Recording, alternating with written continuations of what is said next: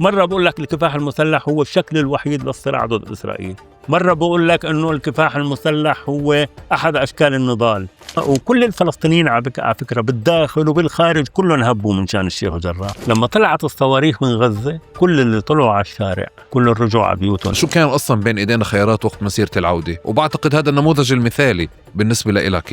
يعني واحد من أشكال الكفاح اللي ممكن تزيد ثمن الاحتلال، لكن أنه أنت تعتقد بدك تحرر فلسطين بالكفاح المسلح.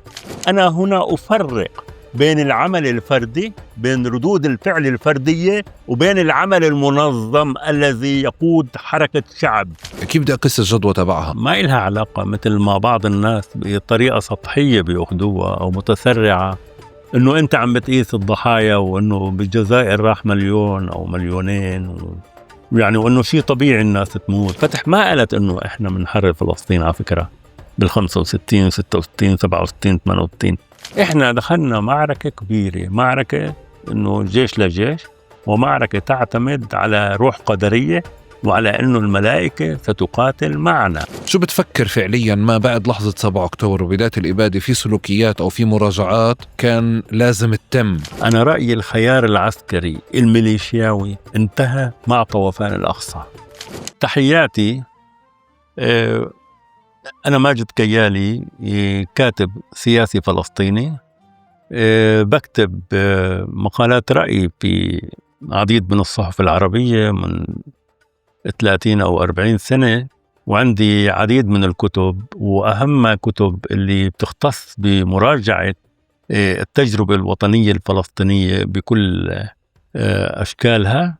رأيي أنه كانت الأسئلة مهمة، وكانت الأسئلة تحاول أن تنبش ببعض المسائل اللي حاولت أحكي فيها بمقالاتي أو بكتبي، وهذا خلاني أنه أوضح كتير من المفاهيم اللي ممكن قد تكون التبست، المفاهيم أو المواقف اللي كان ممكن أن يعني تحمل التباسات معينة أو مفاهيم متسرعة معينة.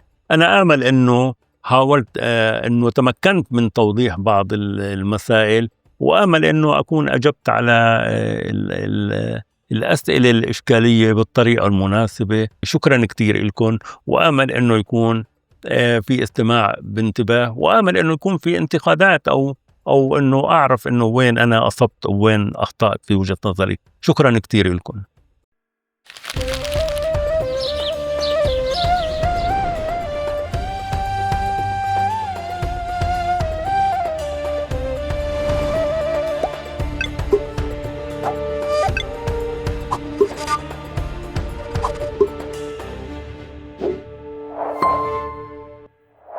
مرحبا وأهلا وسهلا فيكم في حلقة جديدة من بودكاست تقارب. معكم أنا أحمد البيقاوي، وضيفي لليوم الأستاذ العزيز ماجد كيالي. على مدار سنتين الإبادة انثار كتير نقاش حول أساليب مقاومة الاحتلال بشكل عام، ولكن بالأخص الكفاح المسلح والمقاومة المسلحة. ضيفنا الأستاذ ماجد عنده نقد واسع لهذا الخيار يتجاوز مرحلة السنتين، وعنده كتابات سابقة موجودة وكتابين موجودين، أحدهم منشور والآخر قيد النشر حاليا، حول موضوع الكفاح المسلح تحديدا والتجربة العسكرية ككل. بحكي لنا فعليا في هذا الحوار لما بنسأله حتى على جزئية 7 أكتوبر، على إنه شو كان ممكن يعمل بأثر رجعي في لحظة ما، برجع وبقوله بأكد على إنه على مدار 40-50 سنة ما خضنا نقاش وما عملنا مراجعات وما عملنا وقفات لنراجع خياراتنا وأساليبنا في النضال ككل، منها أسلوب المقاومة المسلحة. وبدعو فعليا لشعبنا لاستغلال هذه اللحظة اللي احنا موجودين فيها اليوم لمراجعة هذا الخيار وكل خياراتنا وتوجهاتنا السياسية وكل توجهات مقاومة الاحتلال لقدام أكثر وأكثر.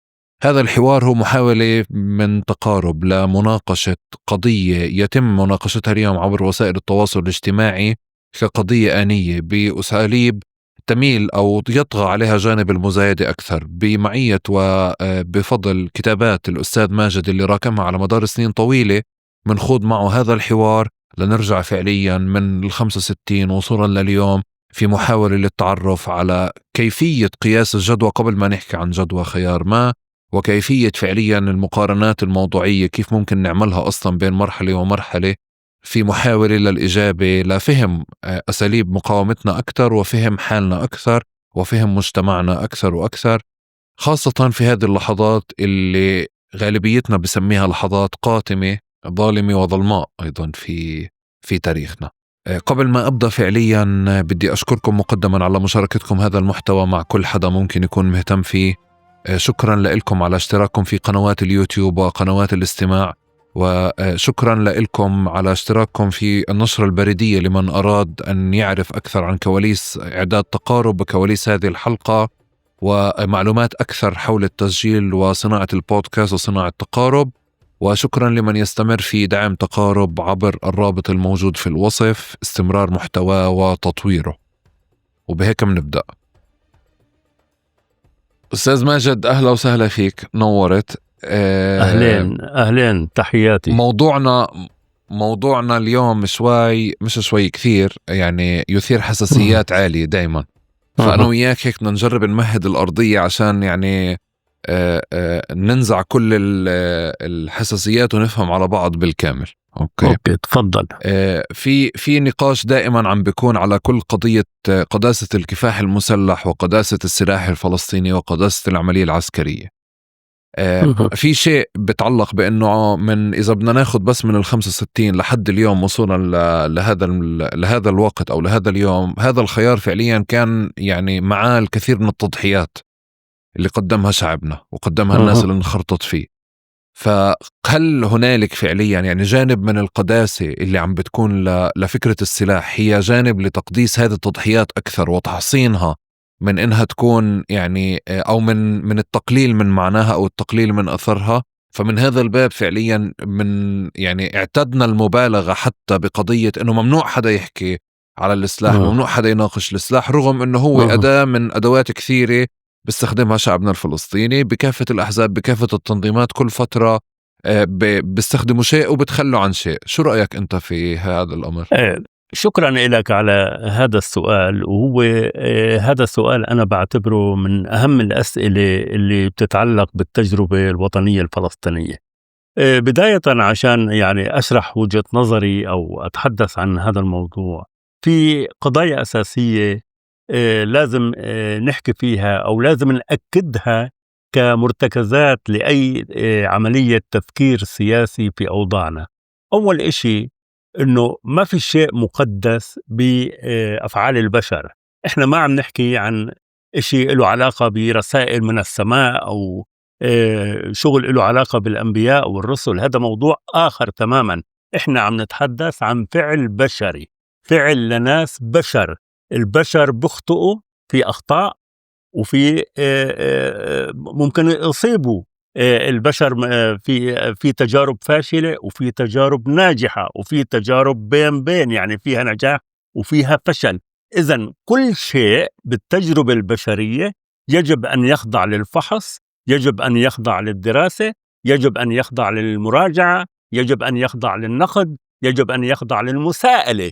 عندما نقول إن حزبا ما أو شخصا ما أو قائدا ما قام بعمل معين أخطأ أو أصاب أو كذا، هذا يستحق المساءلة ويستحق المحاسبة كما يستحق الثواب أو المديح أو إلى آخره. إذن أفعال البشر يجب أن تخضع للفحص والمساءلة. هذا واحد. اثنين، ما في حدا ممكن ينكر على حدا ردة فعله إزاء الظلم، بمعنى أنه أي شعب يخضع لظلم معين، إن كان سلطة استبدادية أو كان استعمار أو كان أي ضيم من أي أحد أو من أي جماعة بشرية أو من أي دولة، إذا إنسان خضع لظلم معين من حق هذا الإنسان أن يدافع عن نفسه. إذن الحق الدفاع عن النفس، الحق في المقاومة هو فعل إنساني وهو قيمة إنسانية. هذا المسألة الثانية التي يجب أن أثبتها هنا. الناحية الثالثة إنه إنه الكفاح المسلح، يعني إنه الناس بتجاربها عندما تذهب إلى العنف أو إلى الكفاح المسلح لنسميه أي كان، يعني كل أسماء لشيء واحد اللي هو مقاومة الظلم. الكفاح المسلح هو أحد أشكال النضال وليس هو الشكل الوحيد للنضال. يعني بمعنى أنه الناس في تجاربها التاريخية يجب أن تخضع أشكال النضال إلى عديد من المعايير، بمعنى أنه يجب أن تخضعها لظرفها الذاتي لإمكانياتها. أنت ما فيك تقول أنا بدي أروح لكفاح مسلح مثلا وأنت مش قادر تعمل حد أقل من الكفاح المسلح، يعني فعل نضالي ما بتقدر تطلع مظاهرة مثلا أنت إنه رايح لكفاح مسلح. هلا في فرق هون لازم نعرفه. في فرق بين ردة الفعل الفردية، بمعنى إنه أنا بقدرش أطلع مظاهرة في بلد معين وبالتالي ما بقدر أعمل كفاح مسلح، لكن هذا ما بمنع إنه يطلع واحد، بس هذا فعل فردي، إنه حامل بارودة أو حامل مسدس يروح يعمل عملية ما مثلا كردة فعل فردية. أنا هنا أفرق بين العمل الفردي، بين ردود الفعل الفردية، وبين العمل المنظم الذي يقود حركة شعب، الذي يقود نضال شعب. في فرق بين التنتين، فرق شاسع. يعني لا نخلط بينهم. إنه لما يجي واحد يقول لك أنا أنتقد الكفاح، يعني أنتقد شكل كفاحي معين في مرحلة معينة، هذا لا يعني أنه هو بينفي أنه والله في فلان لأنه دمروا بيته أو قتلوا أبوه أو قتلوا ابنه حمل بارودة وراح طخ جندي مستعمر مثلا، أو يعني مثلا في حالتنا راح طخ على قاعدة إسرائيلية أو على مستوطنة إسرائيلية.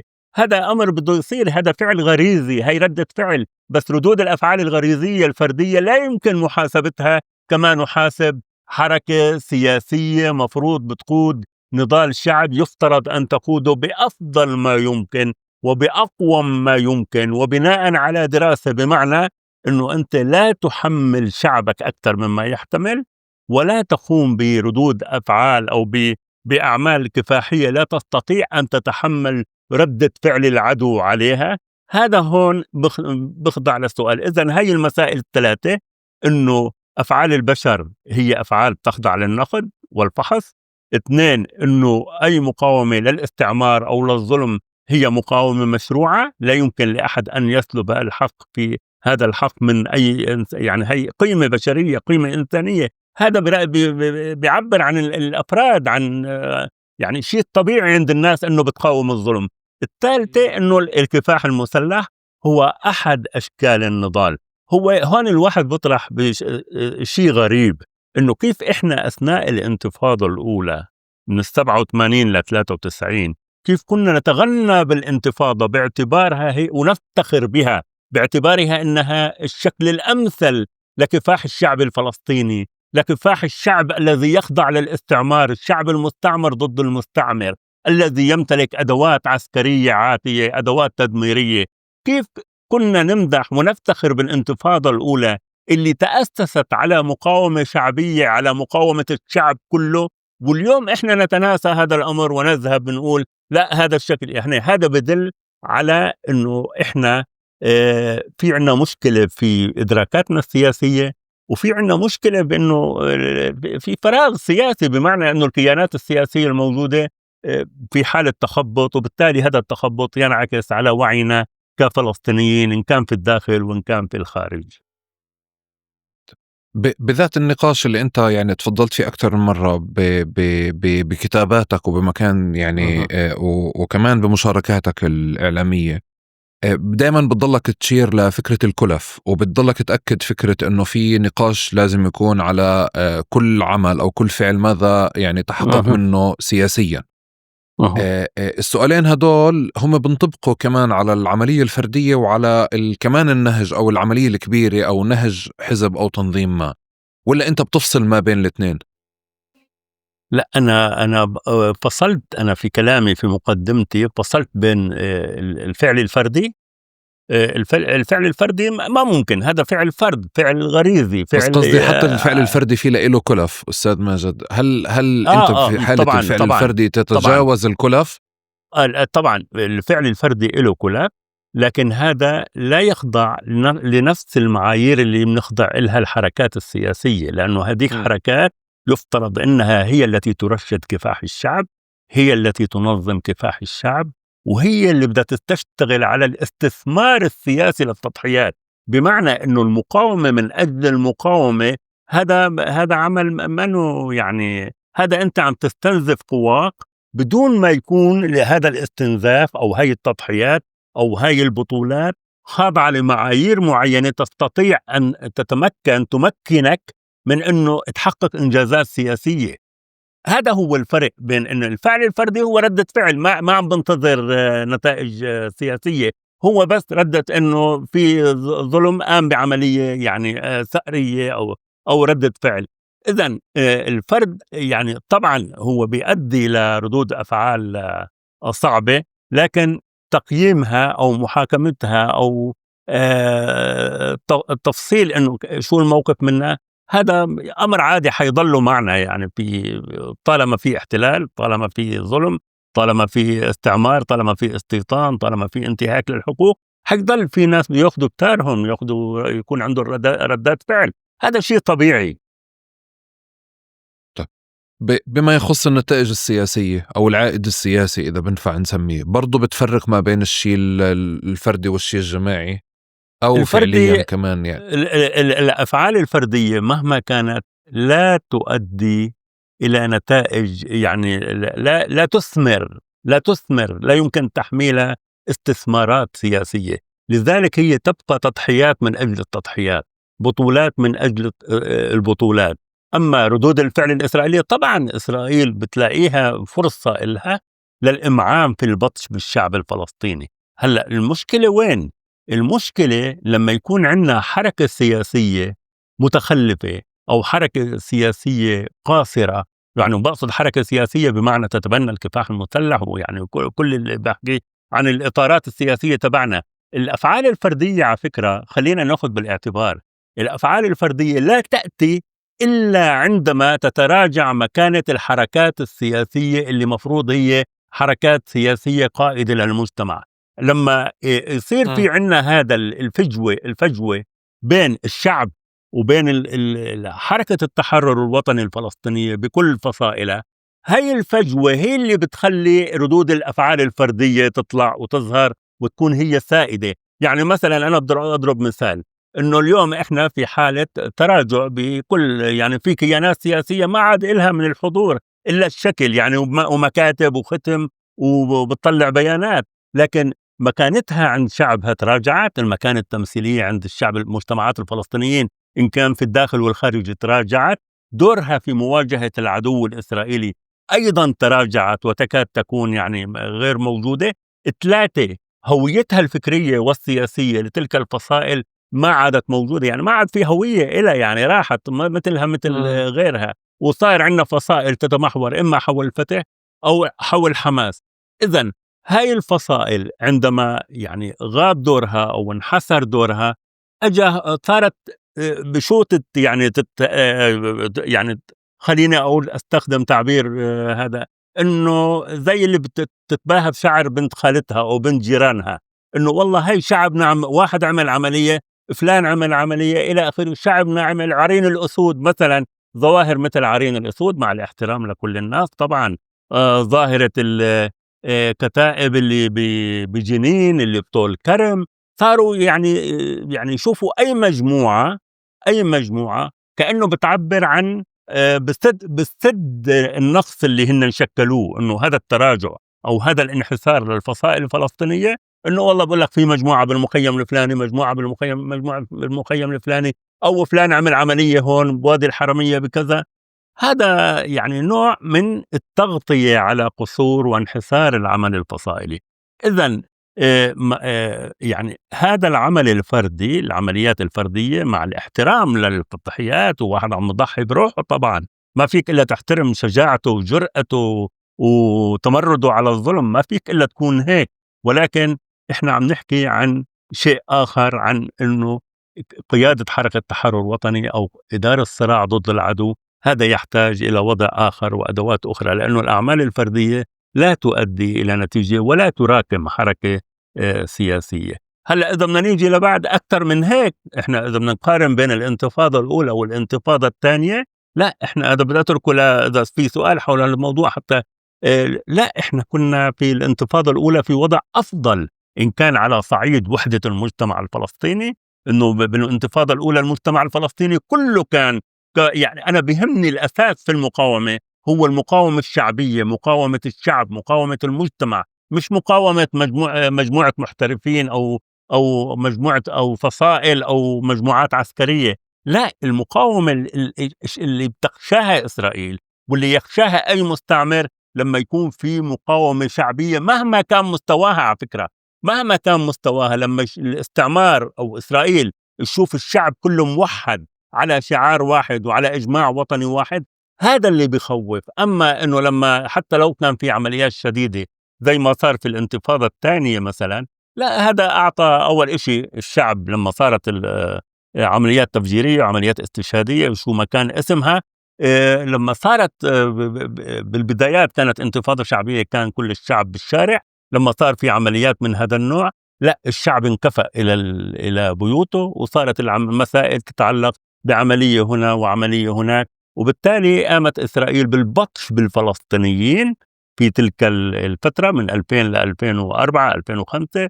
وبعدين عملوا الجدار الفاصل اللي شق أوصال الضفة الغربية، وزاد الاستيطان، وزاد الاستيلاء على القدس، جغرافيا القدس كمان، إلى آخره. يعني إسرائيل بمعنى أنه ردة الفعل الإسرائيلية أدت إلى الواقع اللي إحنا شايفينه اليوم. بينما بالانتفاضة الأولى لم تستطع إسرائيل القيام بما قامت به أثناء الانتفاضة الثانية. والانتفاضة الأولى هي اللي نجم عنا أنه خلينا نقول معسكر المعتدلين أو السلام أو بين متوجهين في إسرائيل زاد على حساب اليمين الإسرائيلي في تلك الفترة، وهو اللي أدى إلى اتفاق أوسلو. بغض النظر عن شو رأينا باتفاق أوسلو، لكن اتفاق أوسلو من وجهة نظر الإسرائيلية والصهيونية لا يعتبر تراجع، في نوع من تراجع عن المنهج العام لإسرائيل. شفنا بعدين أنه أكثر واحد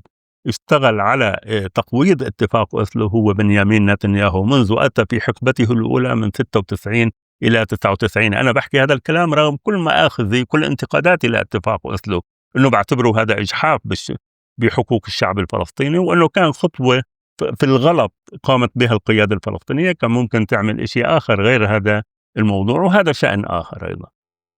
اوكي، يعني احنا عشان هيك نوقف على ارضيه. انت فعليا بكتاباتك معني جدا بقضيه انخراط اكبر عدد من شعبنا واكثر طبعاً. عدد من اكثر شرائح من شعبنا في مقاومه الاحتلال طبعاً. وفي رفضه. طبعاً. وجانب من كتاباتك كيف انتبهت وشفت انه في اشي بيختزل، بترافض انت لاختزال فكره المقاومه بنخبه فلسطينيه، سواء كانت نخبه عسكريه او نخبه فصائليه او غيرها. طبعاً. والجانب الثاني انت فعليا يعني ما بتحط حالك في مكان نقاش جدوى الجدوى او الكلف فعليا لعمليات فرديه او لناس فعليا بتقوم بردود افعال او ناس صادقه موجوده بمخيم او شغاله، ولكنك فعليا تحاسب وتسائل الفصائل والتنظيمات والاحزاب اللي بتشكل فعليا صحيح. يعني تمارس نهج وممارستها للمقاومه المسلحه هي شيء تتجاوز الادوات. بنفس الوقت انتبهت لشغله، انه انت في عندك 3 مصطلحات بتستخدمهم كل مرة في مكان. بدي أجرب فعليا نفرق ما بينهم. فكرة المقاومة والمقاومة المسلحة بمكان، بعدين الكفاح المسلح بمكان تاني، بعدين التجربة العسكرية بمكان ثالث.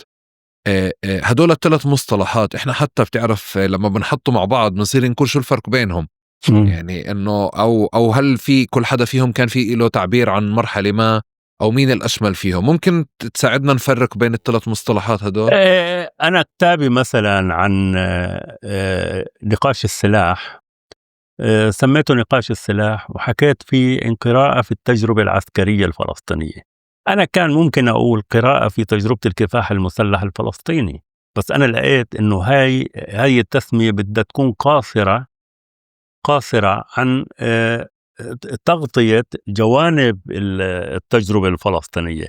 لأنه لما نحكي عن الكفاح المسلح هو في مواجهة إسرائيل يفترض، لكن إحنا العمل الفلسطيني استهلك حاله يمكن أكثر من الصراع ضد إسرائيل، استهلك حاله في الصراعات اللي برا. يعني إحنا كنا في الأردن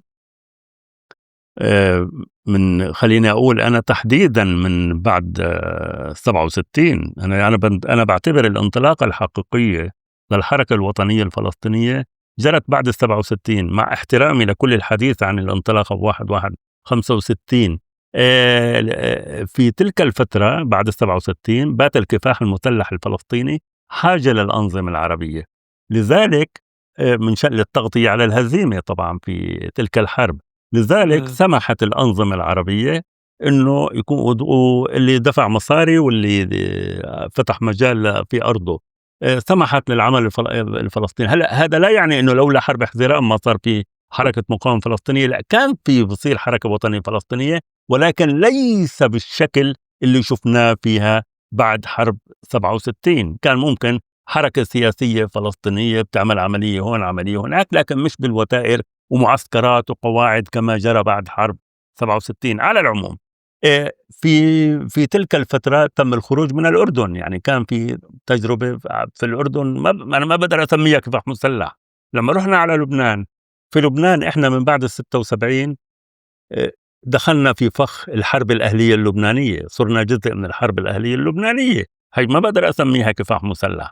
أيضا على هامش هدول التنتين، إن كان في الأردن وإن كان في لبنان، دخلنا في صراعات داخلية في كتير من الفصائل، دخلت في صراعات داخلية كانت من أجل يعني تحقيق الغلبة في داخل الحركة الوطنية الفلسطينية، إنه مين هو الفصيل الأكبر ومين الفصيل المهيمن ومين هذا، غير الاشتباكات الأخرى اللي كانت مع أطراف أخرى بالساحة اللبنانية. لذلك أجا كلامي عن نقد التجربة العسكرية الفلسطينية أو عن نقاش السلاح في التجربة العسكرية الفلسطينية بناء على هذا المفهوم. هلأ لما أحكي عن كفاح مسلح أنا بقصد الكفاح المسلح اللي هو في مواجهة إسرائيل، يعني أشكال الصراع ضد إسرائيل، أشكال الصراع المسلحة إن كانت من الخارج، فترة وجود الحركة الوطنية الفلسطينية بالخارج اللي هي لعند 82، لأنه بعد 82 أغلقت الحدود العربية الإسرائيلية حتى من لبنان. مش كان في إنه حزب الله ومقاومة، لكن حتى حزب الله منع المقاومة الفلسطينية من العمل في لبنان، لأنه غايات حزب الله كما تبين فيما بعد من مقاومة إسرائيل هي مش بس مقاومة إسرائيل، وإنما غاياته هو تغليب ذاته في الساحة اللبنانية، يعني تأكيد ذاته كورقة مهمة إن كان لإيران أو للداخل اللبناني، التوازنات اللبنانية. يعني هذا شأن مختلف، ما بلاش ما نخوض فيه.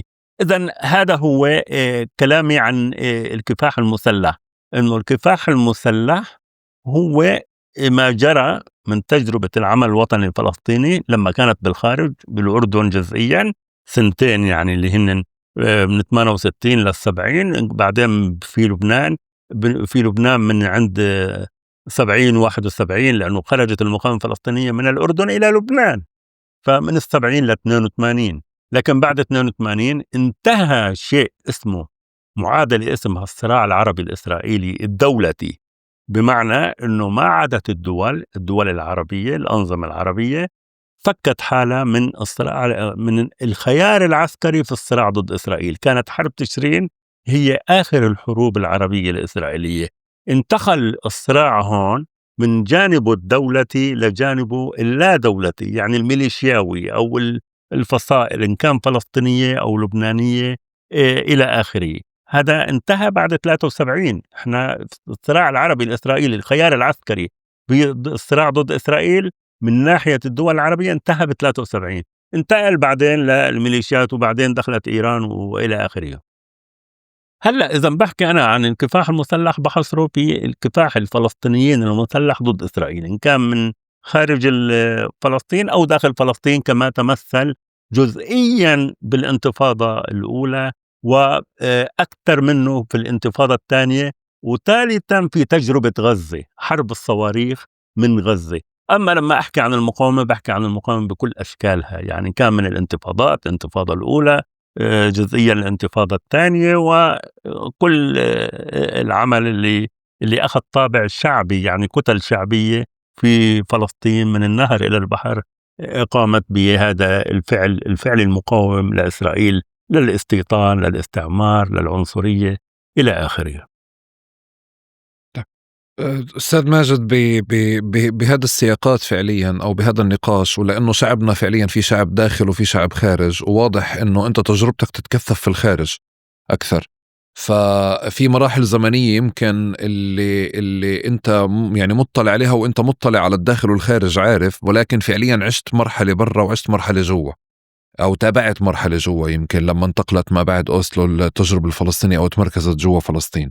بنفع بسياق هلأ يعني تعريفنا على حالك وعلى نشأتك، تحكي لنا كمان هذه السياقات لما أنت كنت منخرط في الحالة السياسية والعسكرية الفلسطينية في الخارج، كيف كنت تعرف حالك كمان، وكيف شعرت وتغير تعريفك لنفسك أو نظرتك لفلسطين والقضية الفلسطينية مع انتقال مركزيتها لجوا فلسطين؟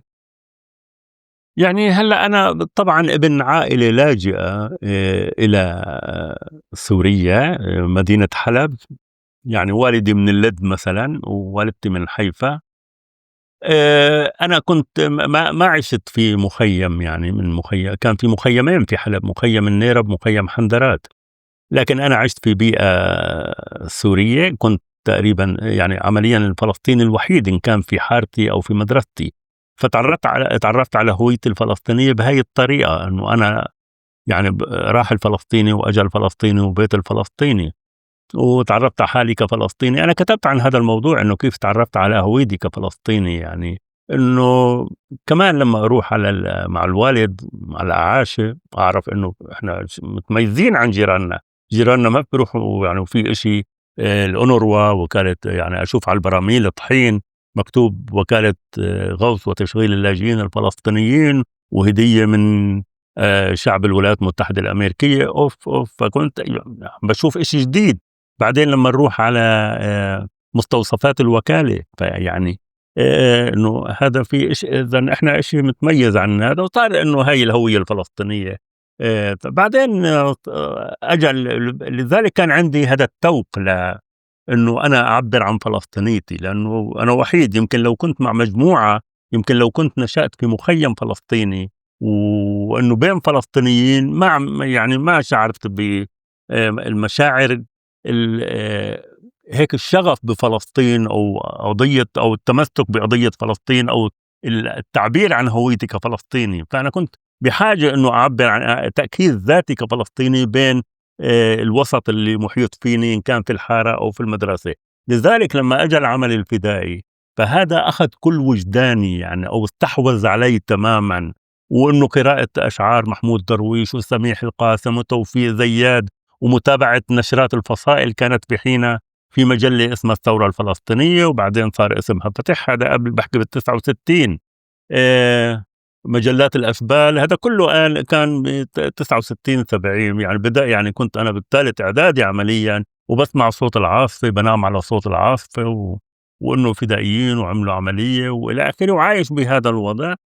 فكل هذا خلق عندي حالة إنه أنا أخذت الشهادة الإعدادية ورُحت على الأردن هيك ببساطة، رُحت على العمل الفدائي في الأردن.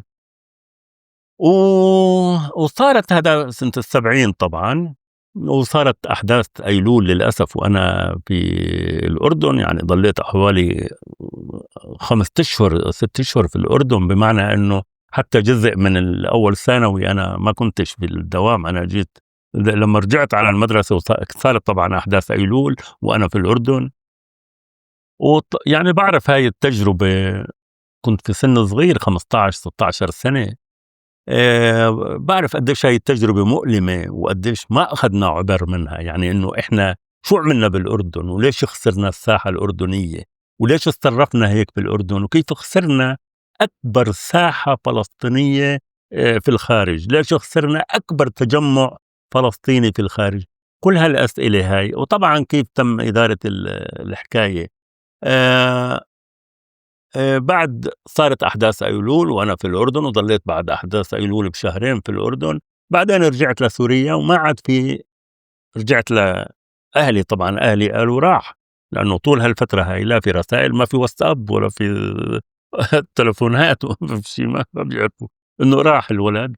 المهم تفاجئوا إنه أنا جيت، ووقتها ما عادش في إمكانية للعودة للأردن، لأنه صارت أحداث جرش وعجلون، واستشهد أبو علي إياد القيادي في حركة فتح، عضو اللجنة المركزية في حركة فتح إلى آخره. فرجعت للمدرسة بعد ما مضى شهرين على الدوام، ومن حين انخرطت أنا صرت بتنظيم حركة فتح، وعملنا تنظيم ل الثانويات، طلاب الثانوي اللي مثلي يعني. فكنت أشتغل كيف ننظم طلاب الثانويات، وحتى عملنا فرع لاتحاد طلاب فلسطين، فرع الثانويات. كانت تجربة فريدة من نوعها، يمكن في لبنان بعدين عملوا، وكان في سوريا بحمص انعمل هيك تجربة، بس كانت بحلب أكثر لأنه استمرت عدة سنوات. وأنا كنت يعني مرة نائب رئيس الاتحاد، مرة رئيس الاتحاد إلى آخره. فهاي اللي خلتني في غضون هذا الوضع كله يعني، وأنا بالعمل التنظيمي وأنا بالدراسة. كنت والفلسطينيين اللي كنت معهم في الأردن طلعوا على سوريا، يعني اللي كنت معهم في المعسكرات في الأردن، إن كانوا مدربين أو كانوا كوادر في فتح، صاروا بسوريا في عندهم في معسكر مصياف خاصة في وسط سوريا. فكنت دائم أروح دائما عندهم، وأظني أتعايش مع المقاتلين اللي يجوا يتدربوا واللي هذا. وهنيك تعرفت على عديد من قادة فتح، يعني اللي أجوا ماجد أبو شرار الله يرحمه، أبو صالح، عديدين من الكوادر، هاني الحسن، كتار يعني اللي كانوا يجوا على وظلت هاي الصلة، ومع القواعد اللي كانوا. وإضافة لهيك كان الذهاب طبعا إلى لبنان، والتعايش برضو مع القواعد في لبنان، ومع التجربة العسكرية في لبنان في بيروت. وشفت إنه هاي اليوم التجربة العسكرية في لبنان يعني للأسف إحنا ضعنا في بيروت، يعني إنه كانت سلطة، يعني إحنا مش شيء غريب يعني. بعد 76 بعد الحرب الأهلية، الحركة الوطنية الفلسطينية باتت بمثابة السلطة في لبنان. فهذا اللي خلانا نغرق في الوحل اللبناني. وأجت حرب 82 كانت هي تجربة مريرة أكثر، إنه كل القواعد الثابتة، لأنه الحركة الوطنية الفلسطينية تحولت من حرب عصابات مثلا مثل مفروض أو حرب فدائيين لقواعد ثابتة. إنه في قواعد ثابتة، هاي القواعد انهارت بسرعة، وطبعا أجى أوامر بالانسحاب. بغض النظر عن شو رأينا هالأوامر إنه سليمة مش سليمة نقاشها، بس هو كان كل التجربة كانت تستحق المراجعة قبل صدمة 82. كان أنا برأيي، خلينا هون نفتح قوس، أنا رأيي إنه أزمة العمل الوطني الفلسطيني بدأت منذ أواسط السبعينيات. خليني أكون واضح، إنه شو صار بأواسط السبعينيات. بأواسط السبعينيات الحركة الوطنية الفلسطينية بشكل الكفاح المسلح الفلسطيني وصلت للستوب تبعها، للسقف الذي تستطيع فيه بإمكانياتها الخاصة أن تحققه. يعني كل الإنجازات التاريخية، الإنجازات الوطنية التاريخية للشعب الفلسطيني أو للحركة الوطنية الفلسطينية تحققت في أواسط السبعينيات، اللي هي استنهاض الشعب الفلسطيني، بناء كيان سياسي للشعب الفلسطيني اللي هو منظمة التحرير. هدول التنتين صار في فلسطينيين وين ما كان بقول لك احنا فلسطينيين، وفي منظمة التحرير. 3، صار في اعتراف عربي بمنظمة التحرير انه هي الممثل الشرعي الوحيد للشعب الفلسطيني. 4، الزعيم الفلسطيني ياسر عرفات طلع للأمم المتحدة، وصار في اعتراف دولي بالشعب الفلسطيني وبمنظمة التحرير الفلسطينية. هاي هي المكتسبات التاريخية للحركة الوطنية الفلسطينية اللي اليوم عمرها 60 سنة. هي المنجزات التاريخية إلها، ونقطة. بعد ذلك لم تحقق الحركة الوطنية الفلسطينية في رأيي من وجهة نظري أي إنجاز آخر. هلأ لم تضيف أي إنجاز آخر. هي تعيش اليوم على الإنجازات التي تحققت بالسنوات العشر الأولى لانطلاقتها، من 65 لل75. من 75 لليوم يعني 50 سنة لم نضيف أي إنجاز آخر. هلأ الانتفاضة الأولى من وجهة نظري هاي انتفاضة هي بنت تجربة الداخل، لأنها لم تقم لا على الكفاح المسلح ولا على الفصائل، كانت انتفاضة شعبية.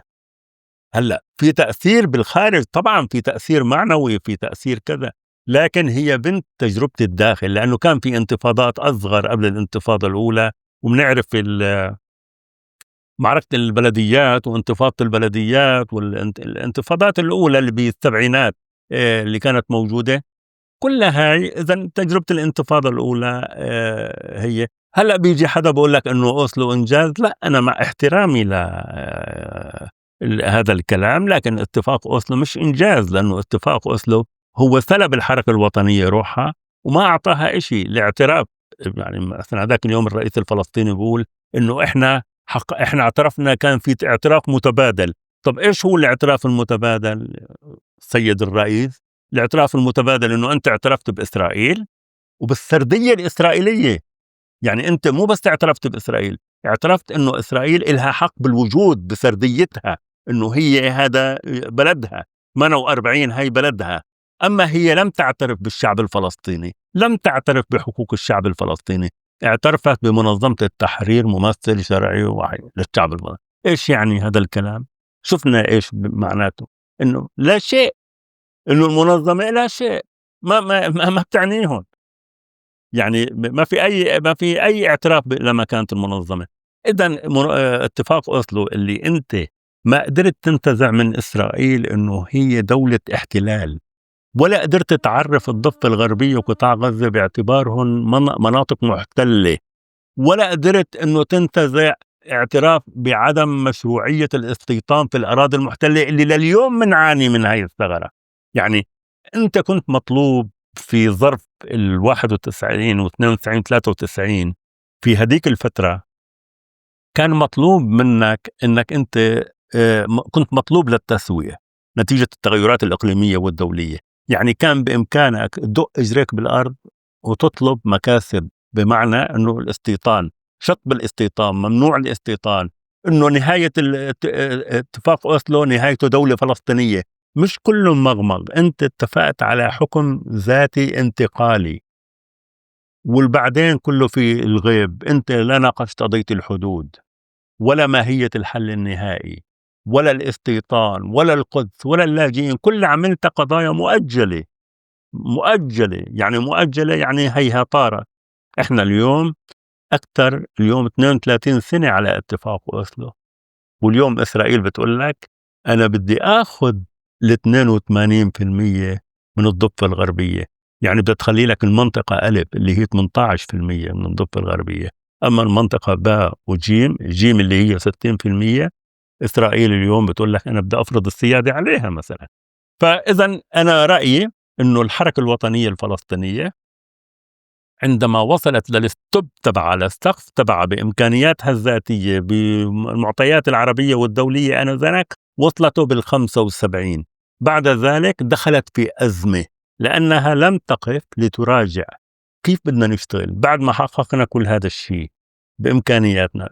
شو بنقدر نعمل؟ يظل الكفاح المسلح ولا نبني بيت فلسطيني؟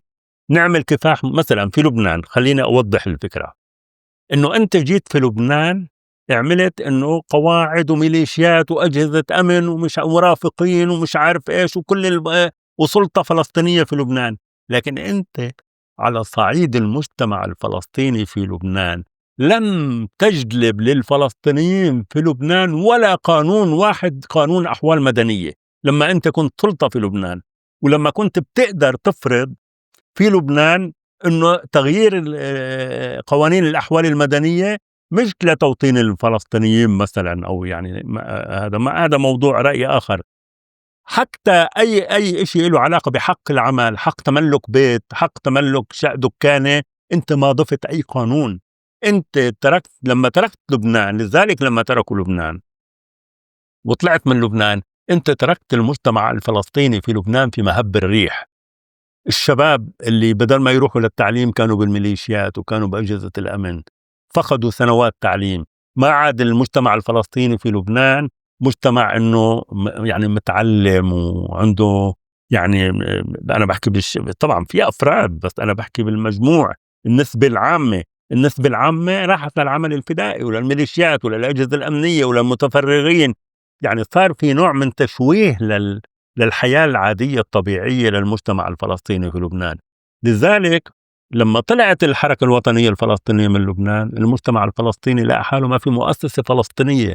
يا رجل حتى مؤسسة صامد اللي هي مؤسسة اقتصادية، لما طلعت منظمة التحرير من لبنان أو الفصائل من لبنان، مؤسسة صامد راحت، اللي كان مؤسسة كان فيها لو انبنت، يعني لو الحركة الوطنية الفلسطينية بالأواسط السبعينيات وحتى وهي قوية في لبنان، لو بنت مؤسسات اقتصادية واجتماعية وثقافية وتعليمية في المجتمع للمجتمع الفلسطيني في لبنان وحتى للبنانيين، يعني اللي ممكن يستثمروا في هذا الموضوع، كان وضع الفلسطينيين في لبنان مختلف. لذلك احنا حركة وطنية فقيرة، على فكرة بقصد فقيرة بالمعنى قيمك من الشعارات والادعاءات، بس فقيرة بمعناها على صعيد تغيير في بنية الشعب الفلسطيني. هذا حصل في لبنان للأسف، كان تأثير سلبي. يعني أنا رأيي تأثير العمل الوطني الفلسطيني على المجتمع الفلسطيني في لبنان تأثير سلبي، لم يكن تأثيرا إيجابيا. هلا إنه أوكي كان إنه الفلسطينيين في لبنان مضطهدين، أوكي طب كان هلا رجعوا نفس الحالة. أنت ما قدرت تغير هذا الواقع، ولا قدرت تبني لهم مؤسسات وأطر يكونوا أقوياء فيها. لذلك إحنا اليوم بهذا الشكل، اليوم إحنا أمام واقع اختفاء مجتمعات اللاجئين الفلسطينيين، مش بس بلبنان، طبعا بالعراق انتهى الموضوع، لأنه بالعراق الميليشيات اللي بتشتغل أذرع إقليمية لإيران، ميليشيات الطائفية، طردت الفلسطينيين، طردتهم وحطتهم على الحدود، وهن 30-40 ألف على الحدود مع العقارب والحياة، الحدود السورية العراقية والحدود الأردنية العراقية، وبعدين أجت الهند والسند والخرطوم ومش عارف إيش، أخذوا هذا. اليوم مجتمعات الفلسطينيين في لبنان شفنا كيف بعد 82 كله صار يروح على السويد وعلى النرويج وعلى الدول الإسكندنافية. وبعدين أجت اختفاء مخيمات اللاجئين في سوريا بعد دمار مخيم اليرموك بنتيجة الوضع اللي صار في المخيم. فإحنا اليوم إذا واقع من اختفاء مجتمعات اللاجئين الفلسطينيين، وبالتالي اختفاء معادلة العودة للاجئين الفلسطينيين. احنا امام وضع صعب جدا، وضع فلسطين صعب. على 48 الفلسطينيين بيواجهوا قانون انه اسرائيل دولة يهودية بس لليهود، يعني صاروا الفلسطينيين ب 48 بمنزلة دونية قانونيا، هن كانوا سابقا بمنزلة دونية، لكن اليوم صار في تشريع لهذا الموضوع في 2018 قانون اساس انه اسرائيل دولة حق تقرير المصير فيها لليهود، انه هي دولة للشعب اليهودي. بالضفة الغربية اسرائيل عم بتصارعنا على كل شبر، على كل شبر. اليوم أبو مازن عم بيقاتل على اعتراف دول في الدولة الفلسطينية بالأمم المتحدة، وإسرائيل عم تأخذ شبر الأرض الفلسطينية، القدس وما حول القدس إلى آخره، واللاجئين حكينا عنهم. أستاذ ماجد، بس سؤال بسياق لبنان تحديدا، أنت عم بتحمل يعني عم تطلع بالنتائج السياسية والعسكرية، ولا بتحمل فعليا يعني كل هذه النتائج لخيار الكفاح المسلح في مرحلة لبنان؟ لا، أنا مو بحمله لتجربة الكفاح المسلح، أنا بحمله لكيفية إدارة القيادة الفلسطينية للموارد البشرية للمجتمع الفلسطيني في لبنان، إنه مجمل نهجها نتيجة تقصد هو الاهتمام تغليب كان بالأكثر بالعسكرة، كان بالعسكرة على حساب المسارات الثانية. نتيجة طغيان الكفاح المسلح على شعارات وبنى وعلاقات الحركة الوطنية الفلسطينية. الكفاح المسلح كان كل إشي عند الفلسطينيين للأسف. انت يعني انت وين رايح؟ انت يعني مفروض تشوف خيارات أخرى ووسائل أخرى إضافة لهذا الشكل. لذلك هلا في اضطراب. انت راجع مقررات المجلس الوطني الفلسطيني من يوم ما انعمل لليوم، مرة بقول لك وحتى فتح، مرة بقول لك الكفاح المسلح هو الشكل الوحيد للصراع ضد إسرائيل، مرة بقول لك الكفاح المسلح هو الشكل الاستراتيجي للصراع ضد إسرائيل، مرة بقول لك أنه الكفاح المسلح هو أحد أشكال النضال. ففي اضطراب بالحكاية، بهاي الحكاية. طب أنت قصتك كيف بلشت مع البندقية والسلاح والكفاح المسلح؟ ما أنا قلت لك أنه التجربة أنه أنا رحت للعمل لا، عارف الفلسطيني التجربة، بس قصدي فعليا شو اللي دفعك يعني باتجاه الانخراط بهذا المسار. إيه، ما هي أنا كنت فيها، بقول لك أنا من الأردن كنت فيها، وبعدين لما يعني كنت بالعمل التنظيمي كان جزء من من آلية عملنا يعني في الجهة اللي أنا كنت فيها فتح ما هي جهات عديدة كان في عنا شيء إنه لازم دائما نكون في لبنان ونكون في موقع معين في لبنان. يعني هاي هي العلاقة المباشرة.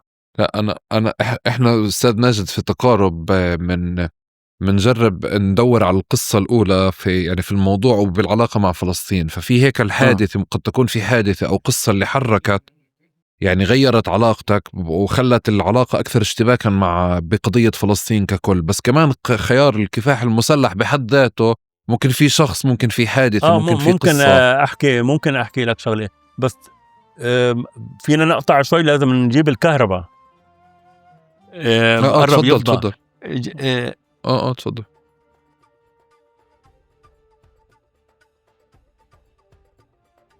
طيب يعني ممكن أنا أتحدث عن حادثة معينة، إنه إحنا مثلا في 82 أثناء الاجتياح الإسرائيلي للبنان وصولا لبيروت، في ذلك الحين ادعى يعني تنظيم فتح في سوريا وفي أماكن هذا لأنه نروح للدفاع عن الثورة الفلسطينية في لبنان. هلأ أجوا طلاب من روسيا، من بلغاريا، من الجزائر، من كل البلدان العربية والأجنبية، وتجمعوا وطلعنا على لبنان. وإحنا طالعين على لبنان من الطريق يعني الطريق غير رسمي، وإذ بهذا الطريق إحنا رايحين باتجاه، والقوات المقاتلين، القوات المحترفين يعني الحج إسماعيل والهذا راجعين يعني منسحبين. طيب كيف القيادة عندها توجه إنه الناس يروحوا يدافعوا عن الثورة الفلسطينية في لبنان، واللي ما مختبرين، ما عندهم مؤهلات، جايين طلاب تركوا دراساتهم، تركوا امتحاناتهم، وأنا عم بحكي عن مئات ويمكن عدة آلاف من البشر. يعني إنه كيف هدول يجوا من آخر الدنيا من شان الدفاع عن الثورة الفلسطينية بينما القوات المحترفين عم بنسحبوا. فكانت هاي صدمة مش بس إلي، يعني صدمة لكثير من الناس. طبعا هذا الحادث أثر وخلق عندي يعني رد فعل، إنه أنا كنت يعني مثلا زوجتي بعد ولداني ابني الثاني يعني ما إلى شهرين، ف إنه مش معقول هذا. أنا على التلفون مثلا قلت أنا رايح لبنان إلى آخره. ما بدنا هاي تفاصيل شخصية، بس هاي عملت صدمة. لا هي مهمة، هي التفاصيل الشخصية طبعا مهمة بس كونها شخصية مشان ما يصير واحد كأنه عم بغلب ذاته على الموضوع. بس حكيتها بس لا ما هيك بغلب ذاته، بس احنا ذاتنا فعليا يعني عم نتفاعل مع الخيارات. أستاذ ماجد عم نتعامل معها كمان في خلفية. ايه انا اشرت إلها، بظن اللي بفهم يعني مفهومة، يعني بدون مش اسهاب، يعني انه المفارقة يعني اللي صارت هاي خلت ردة فعل سلبية، وهاي عملت تصدع بالحركة فتح في حينه. وانا واحد من الناس اللي وقفوا قدام القيادة الفلسطينية وقدام ياسر عرفات، حكيت عن هذا الموضوع بكل قوة، حكيت رأيي بصراحة. وطبعا صار في نقاش، احتدم النقاش والى اخره. طبعا بالاخير ابو عمار بعد ما يعني كمان نعطيه حقه، انه بعد ما غضب من الكلام اللي حكيته يعني ما خلاني انه بمعنى اروح وفي الحالة، لا الا بعد ما انتهى انفض الجمع وكذا، والا دعاني عنده يعني تطيب الوضع. يعني كان كتير لطيف في التعاطي مع الأمر. بس خلاص أنا بالنسبة لي هاي شكلت شو حكى لك يعني وقتها؟ لا بلاش هاي التفاصيل، أنا ما بحبها، لأنه هو صار جدل بيني وبينه. يعني في 300 400 واحد كان في المبنى، يعني صالون كبير، وأنا عم بحكي وبقول إنه إحنا رحنا ولقينا الناس المقاتلين راجعين، وأنت الناس اللي صمدوا أبعدتهم عن مواقع القيادة ورفعت الناس اللي يعني اعتبرناهم هربوا. فلا جاوبني بطريقة غاضبة واستفزازية، وأنا يعني جاوبته، صار في بعدين توقّف النقاش هون، صار متابعة للحديث، لأنه كان حديث مع كوادر فتح بالساحة السورية، لكن أنا باحسب إله إنه هو ما خلّاني أطلع إلا بعد يعني بطريقته، يعني الطريقة إنه اللي هو بيحب يعني التقبيل والاحتضان، وإنه أنا ما قصدي إنه أنت ما أغلط عليك، وما قصدي وما كنت باقصدك أنت، ويعني وأنت يعني هذا من هالكلام هذا. إمم. لأ هو لطيف يعني بالأخير بيقدر يمتص، يعني وهي تُحسب إله الحقيقة يعني، وإلا هو ما كان بيقدر ياخد مكانة الزعامة لولا إنه هو عنده الحيثية هي، إنه هو يعني ممكن يختلف مع الناس، لكن ممكن يصالح الناس، وممكن يطيب الخواطر عند الناس. بس هذا شأن آخر، يعني هذا الشأن له علاقة بالناحية الأخلاقية أو الأدبية أو الإنسانية، لكن أنا كان خلص صارت ردة الفعل عندي، ومن يومها كان قراري إنه الخروج من العمل الفلسطيني. يعني ما استمريت بعد 2 3 بوضع آخر، إلا بعدين أنهيت علاقتي كان الانخراط المباشر بالعمل الفلسطيني، ومن يومها أنا باشتغل يعني ككاتب وصاحب رأي في العمل الوطني الفلسطيني، يعني من ال87 خلّينا نقول. بكتاباتك بتضلك تأكد فعليًا على هذه المعادلة تبعة الحق مشروع ولكن الجدوى هي الفيصل، يعني في ثنائية الحق أو من المشروعية والجدوى، وتؤكد فعليًا إنه أنت مش في مكان نقاش المشروعية مطلقًا مثل ما تفضلت لأ وعملت طبعًا، طبعًا، في أنا مشان هيك في حكيت المقدمة. المقدمة. طبعًا. في المقدمة. بس أنا بالنسبة لإلي كمان نقاش الجدوى بحد ذاته غالبية هلأ ذكرك هي بأثر رجعي لأحداث يعني مرقت قبل سنين. فكيف إحنا أصلا بنقيس الجدوى اليوم؟ مثلا لما بدنا نيجي نحكي على أحداث إحنا قاعدين بنعيشها اليوم، كيف بدي أقيس الجدوى تبعها؟ يعني هو الجدوى ما إلها علاقة مثل ما بعض الناس بطريقة سطحية بياخدوها أو متسرعة، إنه أنت عم بتقيس الضحايا، وإنه بالجزائر راح 1,000,000 أو 2,000,000 ويعني وإنه شيء طبيعي الناس تموت. وأنا رأيي هذا كلام غير صحيح. وحتى القراءة للتجربة الجزائرية قراءة ناقصة، يعني أغلب اللي بيحكوا عن التجربة الجزائرية أغلبهم مش قارين التجربة الجزائرية ولا بيعرفوها، ولا بيعرفوا مثلا إنه يا أخي الجزائر لما استقلت في ظروف دولية وعربية اللي هي نفسها جعلت الاستعمار ينحسر من كل الدول العربية. ليش الاستعمار كيف طلع من الدول العربية؟ كيف طلع من مصر ومن سوريا ومن لبنان، من كل الدول العربية؟ كيف طلع؟ ما طلع لأنه تغيرت الظروف، لأنه صار أول إشي الولايات المتحدة الأمريكية هي اللي مهيمنة في العالم بعد الحرب العالمية الثانية، وثانيا لأنه وسائل السيطرة اختلفت من وسائل عسكرية مباشرة لوسائل اقتصادية وتكنولوجية. يعني انتهى الاستعمار لأنه الظرف اللي كان يستدعي الاستعمار انتهى، تغير، وهذا ينطبق على الجزائر وإن طول الأمر. يعني الجزائر طول، لكن إنه الكلام إنه والله 10 سنين من المقاومة الجزائرية هي اللي جلبت الاستقلال، لا هذا كلام متسرع، لأنه إحنا بنعرف قديش كان في خلافات بالحركة الوطنية الجزائرية بين الاتجاهات الموجودة، وبنعرف قديش صار في تصفيات حتى للقيادة الجزائرية حتى بالصف الأول، وهذا صار في قبل الاستقلال وبعد الاستقلال.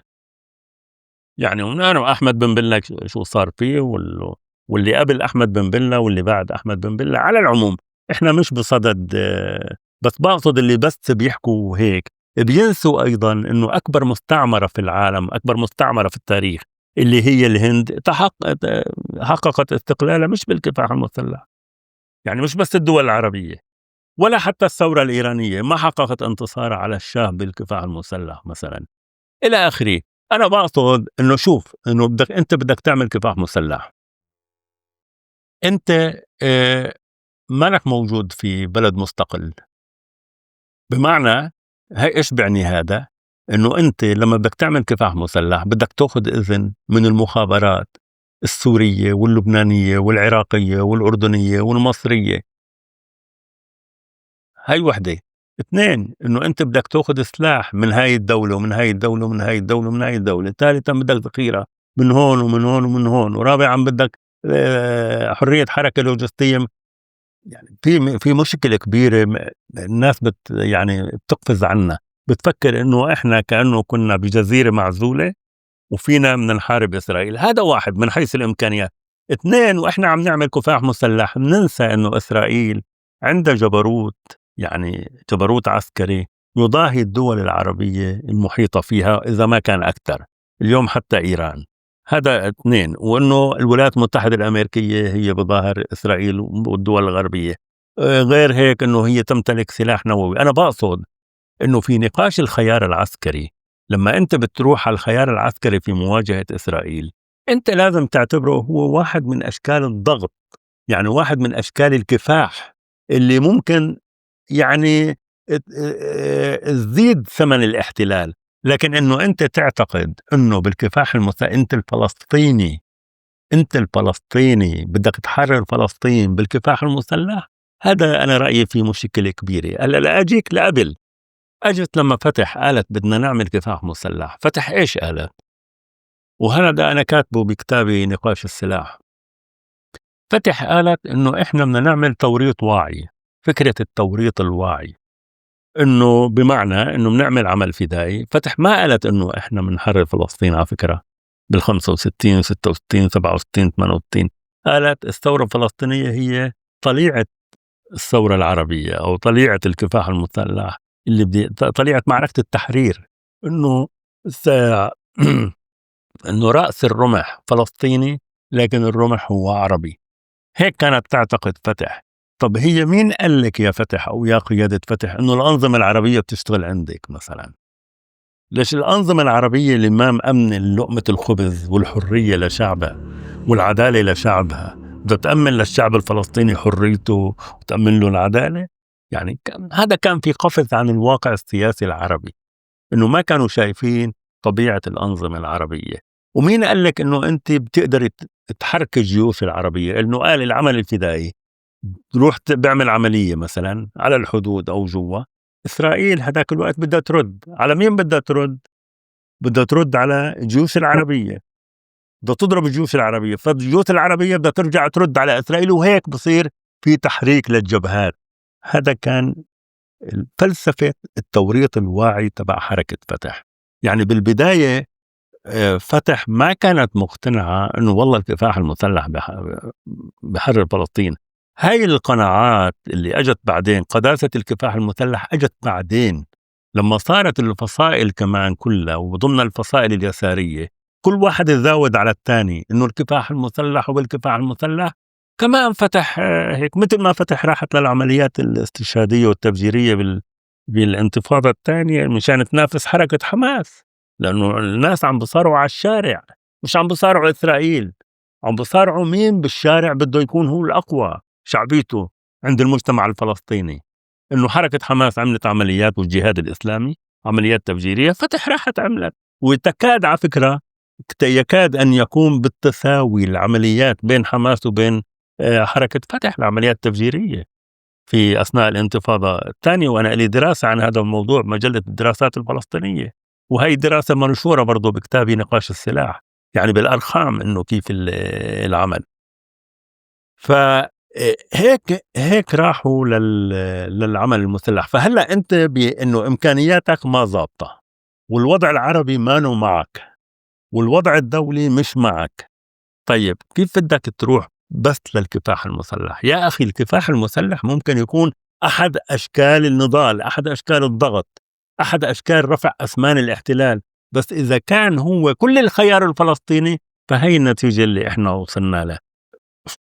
أنا بقصد بالاستثمار وبالجدوى مش إنه عدد الشهداء، مع إنه هاي مهمة جدا، لا بقصد أنا الجدوى السياسية، إنه أنت بهاي النضالات وبهاي التضحيات وبهاي البطولات شو عم بتحقق.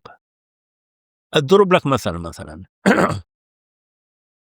مثل قريب اللي هو معركة الشيخ جراح بال21. أجوا الإسرائيليين بدهم يستولوا على أراضي على عقارات في القدس وصارت انتفاضة. أنا رأيي هاي الانتفاضة أول مرة بشارك الفلسطينيين ب48 بهذا الحجم في الدفاع عن الشيخ جراح بطريقة ما. وكل الفلسطينيين على فكرة بالداخل وبالخارج كلهم هبوا من شان الشيخ جراح، شان الشيخ جراح لما طلعت الصواريخ يمكن أيار أو 16 أيار هذا، لما طلعت الصواريخ من غزة كل اللي طلعوا على الشارع انتفاضة ب48 وبالضفة الغربية كل الرجوع على بيوتهم. والصواريخ كان وقتها إلها تأثير سلبي. كانت هاي انتفاضة الشيخ جراح كانت تتحول، كان ممكن تتحول لانتفاضة ثالثة، بس لما دخلت الحرب الصاروخية، لما دخلت الصواريخ، أجت إسرائيل بطشت بالفلسطينيين ب48 وبالضفة الغربية وبغزة، توقف كل إشي، ومنعت هاي الانتفاضة أنه تتحول لانتفاضة شعبية مستمرة على غرار الانتفاضة الأولى. هذا هو البقصد. وأنه شو حصل؟ طب إحنا خدنا 4-5 حروب اليوم على غزة، طب شو النتيجة بالحرب الأولى؟ شو النتيجة بالحرب الثانية؟ شو حققنا بعد الانتفاضة الثانية؟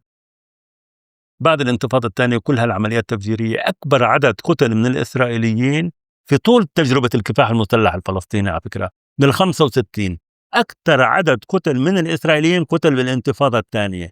هلأ بعدين أجت طوفان الأقصى موضوع آخر، بس قبل طوفان الأقصى أكبر عدد من الإسرائيليين 1060 إسرائيلي قتلوا ب5 سنوات من الانتفاضة. في كل تجربة الكفاح المسلح الفلسطيني على فكرة ما قتل هذا العدد إطلاقا. هذا بدل على أنه قديش كان في يعني أنه في كفاح مسلح كبير، لكن إنجازاته حتى العسكرية قليلة، لدرجة أنه الانتفاضة الثانية هي اللي قتل فيها أكبر عدد من الإسرائيليين.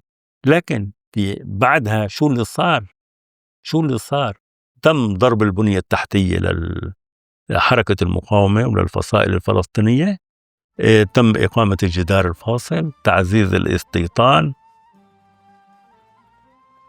شو صار؟ كأنه انقطع.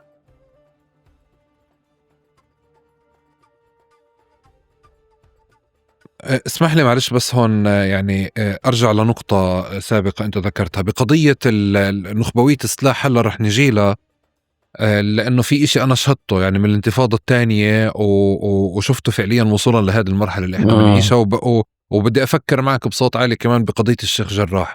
بس بدي أرجع لقبل شوي. أنت لما بتضلك تذكر المشاهد اللي موجودة على هامش مقاومة الاحتلال، بمعنى أنه أنت لما حامل سلاح أو في عنف موجود طول الوقت بكون في صراع على احتكار العنف أو على مين فعليا بده يسيطر على هذا العنف، وبنعكس الاشي داخليا، يعني بمعنى أنه أنت دائما في معركة موجودة ضد الاحتلال، وبكل الثورات بتفرز فعليا معارك داخلية موجودة.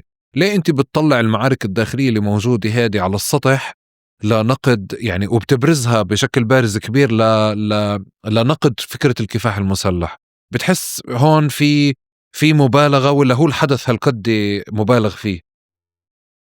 هلا أنا يعني ما فهمت بالضبط شو القصد يعني، أو إيش يعني بقصد إنه مثلا في لبنان إحنا بدنا نكافح إسرائيل، بدنا نقاتل إسرائيل على سبيل المثال. داخليا أصلا طلعت الحركة الوطنية من لبنان، وما زالت فعليا نقاشات السلاح والعنف والمشاكل موجودة وحاضرة. فبالضرورة فعليا أنت لما بتكون قاعد بتقاوم إسرائيل في نقاشات داخلية بتصير أو في معارك داخلية بتصير على مستوى فلسطين أو على مستوى عربي، بطبيعة الحال بتزول مع زوال فعليا الاحتلال يوم من الأيام. في لبنان شفنا أنه في مكونات داخلية بتتصارع، خروج الفلسطينيين من المعادلة ما لغاها، وبنفس الوقت كمان في حالة غزة نفس الشيء. خلينا أقول أنا فهمت عليك هلا. لا طبعا أنا في لي رأي آخر في هذا الموضوع، إنه هذا في صميم العجز تبع القيادة الفلسطينية عن مراجعة ما قبل 75. يعني أنا كنت عم بحكي إنه أزمة العمل الفلسطيني بدأت بال75. إنه ليش بدأت بال75؟ مش بس إنه بعدين انخرطت في الحرب الأهلية، لا، إنه ما لقت طريق آخر، طريق كفاحي آخر. لم تنتج رؤية سياسية أخرى. شو الرؤية السياسية اللي طلعت بعد ال75 بعد 73؟ اللي هي البرنامج المرحلي. يعني إحنا لما وصلنا لقناعة إنه ما بنقدر نحرر فلسطين، القيادة الفلسطينية راحت للبرنامج المرحلي اللي بدها دولة ب67. طيب طب ما أنتم نشأتوا قبل ال67 لأ أنتم بتقولوا إنه نشأتوا بال65 ليش بال65 وال66 وال67 يعني لقبل حرب حزيران ما طرحتوا فكرة إنه إقامة كيان فلسطيني في الضفة الغربية وقطاع غزة؟ بالعكس في قرار في المجلس الوطني الفلسطيني إنه منظمة التحرير لا تطالب بأي كيان سياسي في هاي المناطق، في قرار. فأنت جيت بعد يعني نتيجة إنه وصلت لهذا الستوب تبعك وصار في تماهي بينك وبين ال المجتمع الدولي والقمة العربية، أنت رُحت لورا. أنت أول إشي ما فسرت لي أنا اللي انخرطت في حركة فتح بال65 على أساس تحرير فلسطين مثلًا، أو بال66 أو بال70 على أساس تحرير فلسطين، ما قُلت لي إنه أنت من البداية إنه أنت بس بدك دولة فلسطينية بالضفة وغزة. طب إيش بدك تقول للاجئين يعني مثلًا؟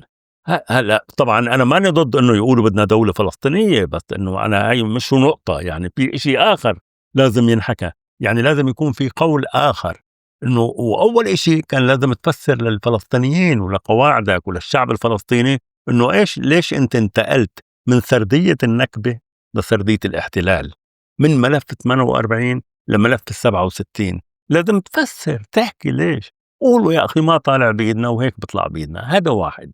2 كان لازم تقول، يعني أنا عم بتدارك الفكرة اللي أنت حكيتها إنه ليش عم بركز على هذا الموضوع، إنه هنن ما راجعوا التجربة. هلأ عم بحكي من ناحية سياسية.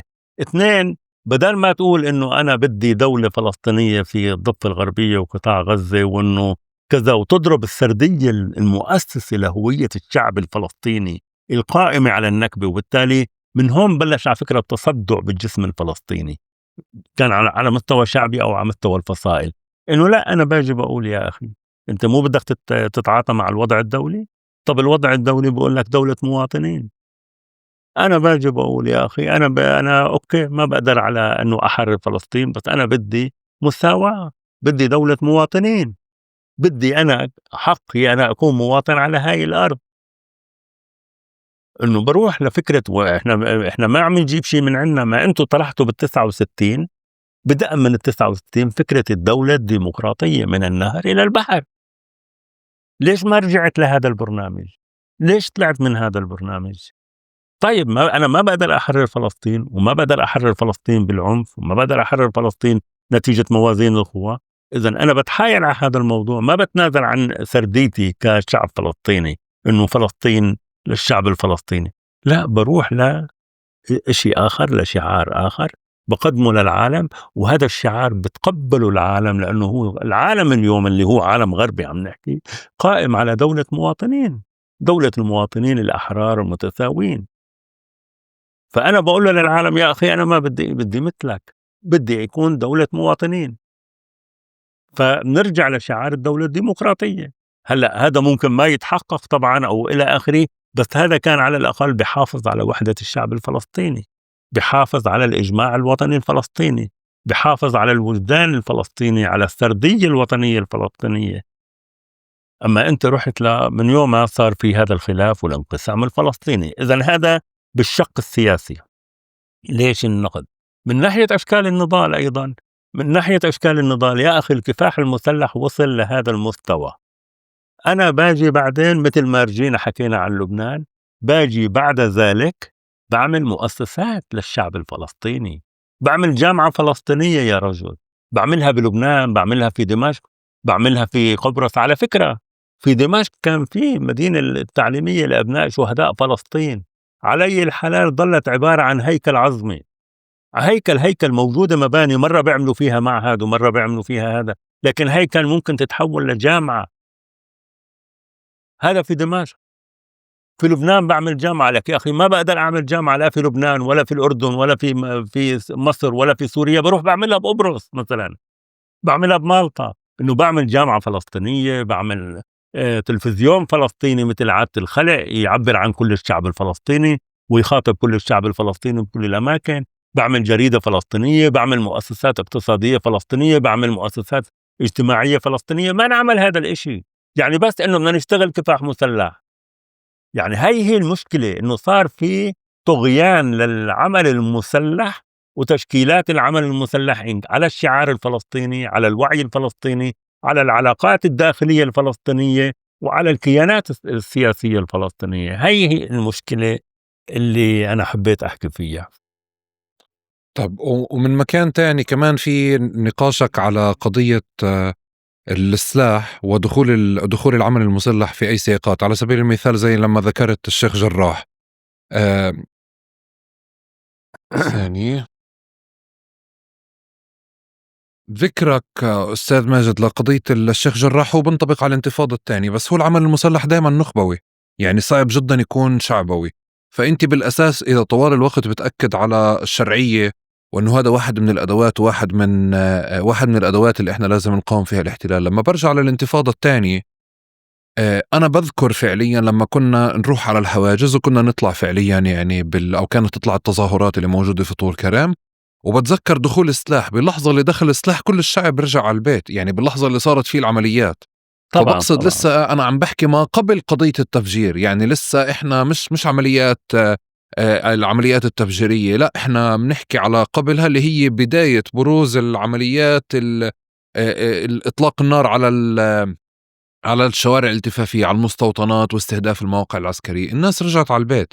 فزي كأنه هذه النقطة اللي دائما بتم طعن فيها أو النقد فيها فكرة المقاومة المسلحة أو الكفاح المسلح، هي طبيعية، هي موجودة بطبيعة الحال. لما برتفع مستوى العنف اللي موجود في الشارع، بقل مستوى الناس اللي منخرطة فيه طبعا ويتحول إلى شيء نخبوي. فكيف بدنا طبعا نتصرف في هاي المعادلة؟ اما هي لها علاقه بمثل ما بقولوا انه ترشيد اشكال النضال، او انت دائما تكون توازن بين انه الامكانيات اللي عندك والهدف السياسي اللي بدك اياه. يعني انت في مرحله معينه ممكن يكون بدك يعني نوع من عمل عسكري او نوع من ضربه معينه لكن بالاخير بدك تشوف انه هي إلها استثمار سياسي ولا ما إلها. يعني هي الفكرة، هذا هو المحك، هذا هو المعيار. يعني المقاومة الفلسطينية مفروض، الكفاح المسلح الفلسطيني مفروض أنه وظيفته يستنزف العدو. بس إذا كانت وأنت عم تستنزف العدو عم بتأدي لأنه أنت اللي تستنزف، المجتمع الفلسطيني اللي يستنزف، هاي بتصير مشكلة. لا، بدك توقف تقول أنا وين رايح، لأنه صار في خلل بالوظيفة هون بهذا المعنى. أنه الكفاح المسلح مش هو شيء لذاته، التضحيات مش من أجل التضحيات، البطولات مش من أجل البطولات، بده يكون في هدف سياسي. فما بالك إذا كان النتائج كانت كارثية على الشعب الفلسطيني. هي الفكرة. طب مثلا بدي ارجع للانتفاضة الثانية، كان بعض م. العمليات تم الغائها لانه في تبعاتها السياسية لا تحتمل. يعني هذه فعليا بمذكرات الأسرى المحررين وكتاباتهم ومراجعاتهم. بالنسبة لنا في حينها أنا كنت أعتقد يعني زي ما بتتفضل حضرتك أنه طوال الوقت كان في بس مجرد ما نعمل فعل لأجل الفعل. وفعلا بمرحلة ما بالانتفاضة الثانية هلا بس نطلع على بأثر رجعي بتلاقي أنه في بعض العمليات أو بعض الممارسات كانت أنه يعني لازم نضل نواكب ومنراكم. بس انت كنت تشوف انه فعليا في عملية بموقع ما مثلا تم الغائها، عملية بمكان ما لما جربوا يرجعوا يعيدوها مرة تانية برضو تم الغائها لانه تبعاتها السياسية غير محتملة. وبنفس الوقت بعتقد انه في شيء كتير مهم بالنقاش، العمليات الفدائية، العمليات التفجيرية اللي كانت بمناطق 48 تم ايقافها او تعليقها ما بعد 11 سبتمبر. يعني كان في نقاش كمان داخلي بقضية التبعات السياسية. فبقصد كمان فكرة الحديث. أنا بخالفك هون، لأقول لك هاي العمليات المشكلة فيها أنه زادت بعد 11 سبتمبر. يعني مشكلتها أنه بعد 11 سبتمبر زادت. المشكلة إنه أنت ما عم بتناقش عملية، عم بتناقش نهج بمرحلة معينة. هلأ النهج هو اللي سائد، الاستثناء إنه والله في هاي العملية ما صارت، هاي العملية ما صارت. مثلا في عملية للجهاد الإسلامي عند الخليل، هاي العملية كان في قافلة من المتدينين اللي ما بخدموا بالجيش طبعا، المتدينين اللي لهم هذا يعني صنف من مستوى معين من رجال الدين اليهود، حركة معينة. العملية هاي استهدفت فقط العسكريين، انقتل يمكن ضابطين و4-5 جنود، بينما القافلة تبع المتدينين ما انضرب منها ولا واحد. اوكي، هاي موجودة، بس هي استثناء. مثلا جبهة الشعبية راحوا بدهم يعملوا عملية في بيت، لقوا رجل كبير ومرة ختيارات، تركوهم. صارت حوادث من هذا النوع، لكن أنا بحكي عن نهج في مرحلة معينة، مرحلة الانتفاضة الثانية. لا، كان في تغليب، وكان بدل ما يشوفوا 11 أيلول، قديش إسرائيل استثمرت في 11 أيلول. عملت العمل الفلسطيني إرهاب، إنه مثل ما الولايات المتحدة الأمريكية واجهت خطر الإرهاب، ها هي إسرائيل تواجه خطر الإرهاب الفلسطيني. استثمرت فيه تماما وأضرتنا تماما في هذا الوضع. أنت لاحظ. طب أنا اسمح لي هون، أنا فاهم عليك، بس أنا بقصد مش بس 11 سبتمبر، هي مرحلة 11 سبتمبر بعدها صار في مجموعة من العمليات في أوروبا وقتها، يعني هذا في مراجعات مكتوبة بعتقد اليوم. مش عم بحكي على عملية محددة، أنا فاهم اللي حضرتك بتقوله، مثل إنه في واحد راح يعمل عملية في باص، فلما لقى في أطفال طبعًا نزل من الباص. طبعًا مش عم بحكي على هذا المستوى، أنا عم بقول على نهج إنه طوال الوقت كان هنالك استحضار للسياسي. أنا صرت أشوف ليه بحكي هذا الشيء، لأنه بعتقد مراجعات الانتفاضة الثانية مهتم فيها منيح يعني، فكنت أشوف هذا الاستحضار للسياسي. بعدين صرت أشوف إنه الأدوات العسكرية عاجزة سياسيا، لأنه أصلا كان في عجز سياسي، بمعنى هديك المرحلة طبعًا. مرحلة الانتفاضة الثانية وصلنا طبعًا. لمحل إنه طب إحنا وين رايحين؟ ما في حدا بيعرف. طب شو بدنا؟ ما في حدا عارف.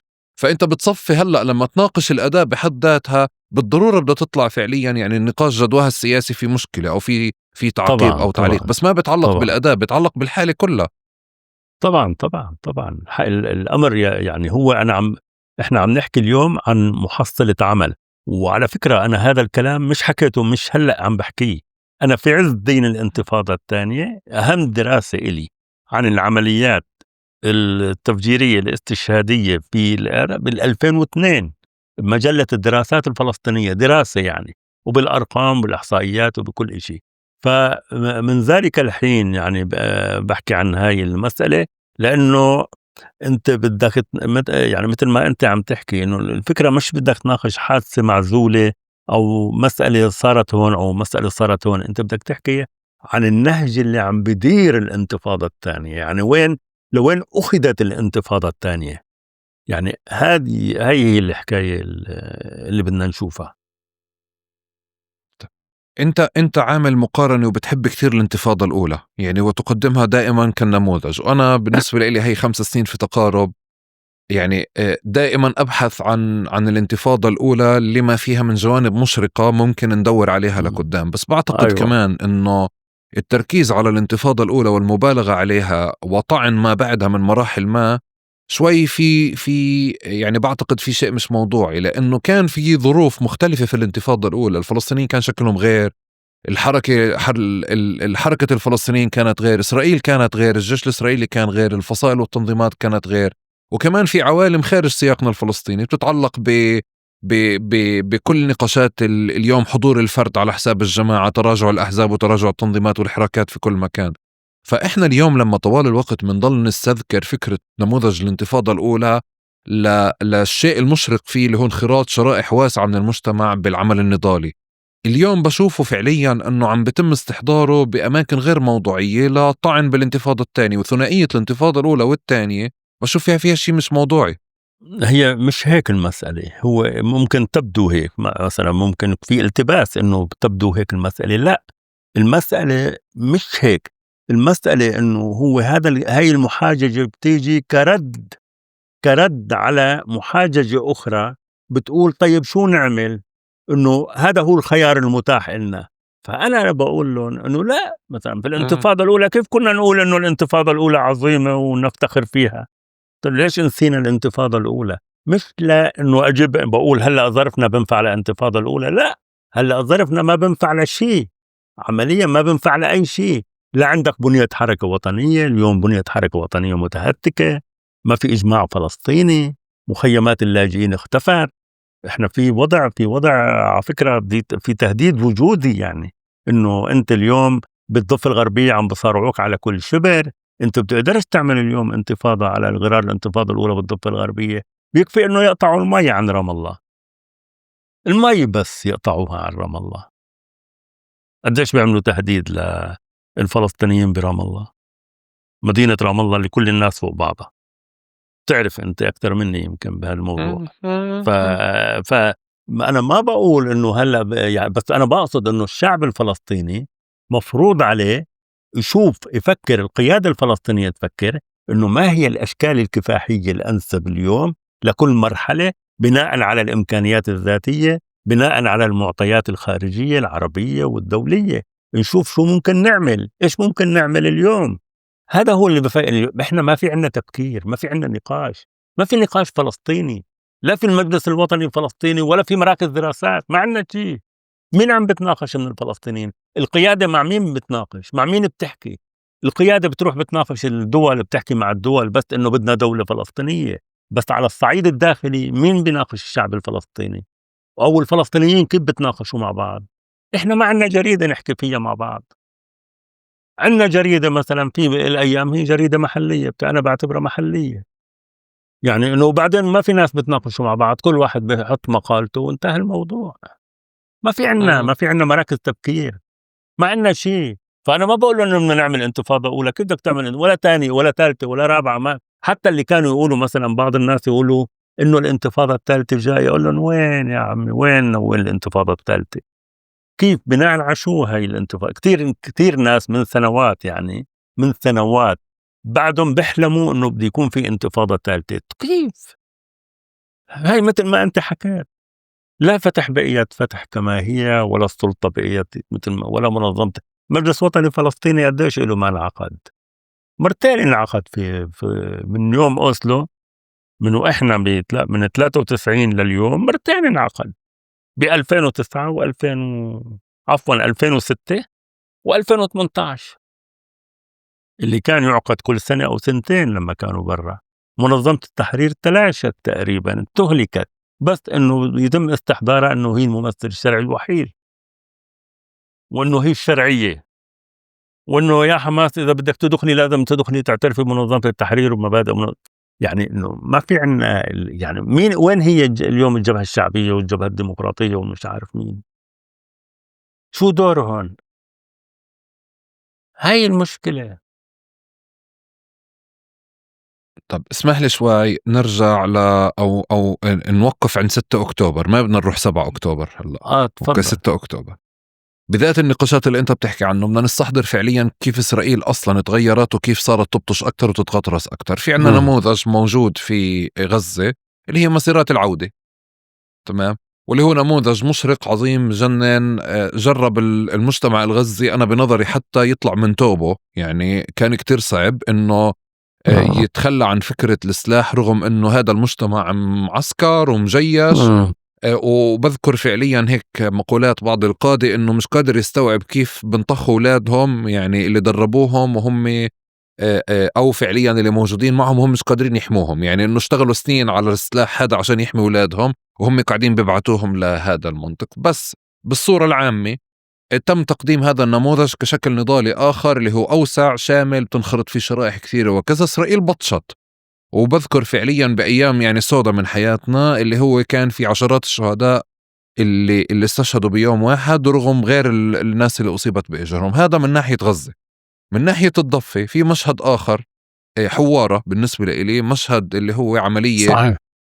موجودة، عملية إطلاق نار. مش بتذكر إذا انقتل المستوطن أو ما انقتل، ولكن تم إحراق حوارة، يعني نزلوا المستوطنين وأحرقوا حوارة. صحيح. بهذا الواقع اللي موجود إحنا بنحكي عنه اليوم، يعني إذا بدي أرجع للمقدمة اللي أنت تفضلت فيها، منطق اللي هو تربية الثارات على مستوى فردي، فهي بتخلق أصلا حالة جماعية على مستوى عام. هذا واحد. 2، في إشي كمان إحنا يعني عم نوصل لمكان عدمي بالخيارات لدرجة إنك أنت بتصير تفكر طب يعني ما فيش بين إيديك أي أداة، فبدك تعمل هذا الانفجار الكبير. أنت بلحظة مسيرات العودة ولحظة فعليا مثل لحظة حوارة. كيف كنت تشوف هذا النقاش اللي احنا قاعدين بنخوض فيه، الأدوات والأساليب ومراجعتنا؟ شو كان أصلا بين إيدينا خيارات وقت مسيرة العودة؟ وبعتقد هذا النموذج المثالي بالنسبة لإلك، يعني فكرة مسيرة العودة في حينها. إيه، جزء تتفاجأ إنه بردي. يعني أنا واحد من الناس اللي قبل ما تطلع مسيرات العودة بعتوا لي الشباب من غزة، أصدقاء يعني اللي هن من قلب، اللي هن كانوا في قيادة مسيرات العودة في هذا الحين. قالوا لي شو رأيك، مفكرين نعمل هيك؟ أنا كان جوابي لهم إنه هذا الكلام منيح، بس أنا عندي تخوف إنه هاي المسيرات ممكن يسمح بها، وأنا أعي ما أقول، ممكن يسمح بها يعني من السلطة في غزة لفترة معينة، بعدين هاي السلطة بدها تركب هذا الموضوع وتاخده للمحل اللي هي بدها إياه، إنه تستثمره بشكل فصائلي، يعني تفقده طابعه الجماهيري. وفعلا بعد فترة انعمل مؤتمر صحفي، واللي صدروا هن الحماس والجهاد الإسلامي، أنا مع الاحترام والتقدير. فلما بسأل الشباب بقول لهم شو اللي صار، الشباب هن اللي دعوا لمؤتمر صحفي بدهم يحكوا عن مسيرات العودة. قالوا لي ببساطة، قالوا لنا وقفوا على جنب، انتهى دوركم. للأسف أنا عم بحكيكم بصراحة، هذا الشيء صار والأسماء يعني معروفة وموجودة. اللي صار بعدين إنه أنت مثل الكفاح المسلح، أنت أخذت شكل معين، هذا الشكل المعين مشيت فيه أول جمعة وتاني جمعة وثالث جمعة وخامس جمعة وعاشر جمعة، استنفذ أغراضه فيما بعد. صاروا الناس بس عم بيموتوا، 400 واحد استشهدوا، 400 واحد وأكثر من 400 واحد، غير الجرحى غير المعطوبين. أنت بدك تحرك الرأي العام لهدف معين، إنه إحنا فلسطينيين وإننا حق عودة، وإنه قطاع غزة محاصر، وإنه بدنا رفع الحصار عن قطاع غزة. طب أول مرة، تاني مرة، ثالث شهر، أول شهر، أول شهرين، أول 3، بعدين انتهى. طيب فيك تقول لي كيف انتهت مسيرات العودة؟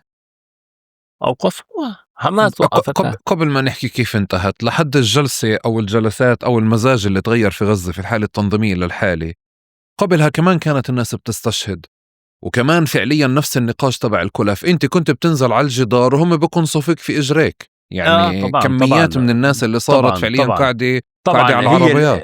هي هاي الفكرة، انه انت بتقوم بعمل معين، بتقوم فيه لفترة معينة ليحقق غاياته، بس تحقق غاياته اعلى من هيك ما عاد يعطي نتيجة. زي الكفاح المسلح، قلت لك لعند ال 75 عمل اللي عليه، بعد ال 75 ما عاد يضيف شيء. المسيرات أول شهرين، أول 4، أول 5 على عيني وراسي كانت أوكي، عملت، قدمت رسالة للعالم، بس بعد هيك صارت مجرد نزيف للفلسطينيين، لأنه الإسرائيليين صاروا محضرين. إلى بدي أقول لك أنا صار مسيرات عودة، إذا بتتذكر بسوريا، يوم مسيرة العودة 2013 العامة اللي انعملت من الأردن ولبنان ومن فلسطين ومن مش كذا، في 13 صح؟ 15 أيار، 15 أيار 2011. تمام. واستطاعوا فلسطينيين من سوريا من مخيم اليرموك يروحوا على فلسطين. في واحد وصل ليافا، وأغلب الشباب اللي فاتوا على فلسطين راحوا على مجد الشمس وعملوا لهم غدا وعملوا لهم كذا واستقبلوهم، واللي وصل لحيفا واللي وصل لصفد أيامه من فلسطينية سوريا. طبعا بعدين رجعوهم. أجوا الشباب، هاي كانت دعوة فلسطينية عامة وطنية، إنه طلعوا ناس من كل الأماكن، وحتى بالضفة الغربية وبالأردن وكل شيء. صارت هاي بسوريا، نجحت هاي مسيرة العودة. جينا بعدين صار في تحضير لمسيرة عودة أخرى ما إلى علاقة بالإطار الوطني الفلسطيني، إلى علاقة صار هلأ هون بتوظيفات معينة، إنه بدنا نعمل مسيرة عودة بحزيران، 5 حزيران في الجولان.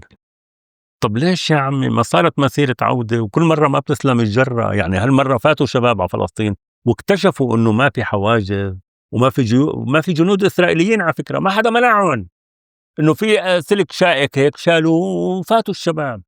ما كانوا الإسرائيليين، تفاجئوا الإسرائيليين في الشباب إنه فاتوا صاروا جوا. فلما أجينا بال67 ب5 حزيران إنه بدهم يعملوا مسيرة، صار في تحضير. طبعا دخل أكثر من طرف. أهم شيء السلطة اللي كان في عندها في الثورة السورية بادي جديد 2011 بدها توظف القضية الفلسطينية، إنه تقول إنه أنا في عندي جولان وفي عندي قضية فلسطين. بدها تأخذ جمهور فلسطيني تقعدوا على الحدود، وكل يوم وخيام يرتبوا له خيام، وكل يوم يفوتوا ويطلعوا وينقتل واحد وينقتل كذا إلى آخره. فصرنا نقول يا أخوان هذا العمل ما حينجح. اليوم إسرائيل عم بتحط ألغام وعم بتحط جنود وعم بتحط خنادق وعم بتحط إلى آخره. صار في جدل. هلأ في شباب استوعبوا المسألة إنه مش كل مرة بتسلم الجرة، وفي شباب تعرف الشباب الفلسطيني يعني في نوع من الحماس من العاطفة. وإذ يوم 5 حزيران جمهور كبير من الفلسطينيين من الفصائل، كل الفصائل على فكرة، وإذ هن على الحدود، مع إنه أكثر من قيادة من الفصائل أنا شفتهم يقولوا لا إحنا ما حنشارك. راحوا على الحدود، صاروا الفلسطينيين، صارت إسرائيل تصيد الشباب الفلسطيني واحد واحد طول النهار. يعني مش يشوفهم من الساعة الأولى إنه هاي المرة ما حيمشي الحال، إنه من الساعة الأولى انقتل واحد، بعدين 2، بعدين 3، بعدين 4، بعدين 5، ما وصل المساء إلا 27 واحد شهداء. 27 واحد غير الجرحى وغير المعطوبين. طب يا شباب انتوا كانوا القيادات واقفين برا ورا بالسيارات، طب ما شفتوا من اول ساعة انه في مجزرة؟ شفتوا انه اسرائيل ما عم تسمع؟ طب رجعوا الشباب. لا، ضلوا لليل. ثاني يوم عند تشييع الشهداء في مخيم اليرموك، شهداء على فكرة كان في شهيدين 3 في مسيرة العودة الكبيرة الكبرى اللي ب 15 أيار. أكبر مظاهرة شهدها مخيم اليرموك كانت في 15 أيار 2011. ما في فلسطيني في دمشق وما في سوري، كل العالم أجت على مخيم اليرموك. كانت مسيرة ضخمة جدا، ومسيرة فيها فخر. الفلسطيني ماشي هيك مفتخر إنه إحنا في شباب إلنا فاتوا على يافا وعلى حيفا وعلى صفد. جينا على الشهداء، تشييع الشهداء تبع 5 حزيران، كانت مسيرة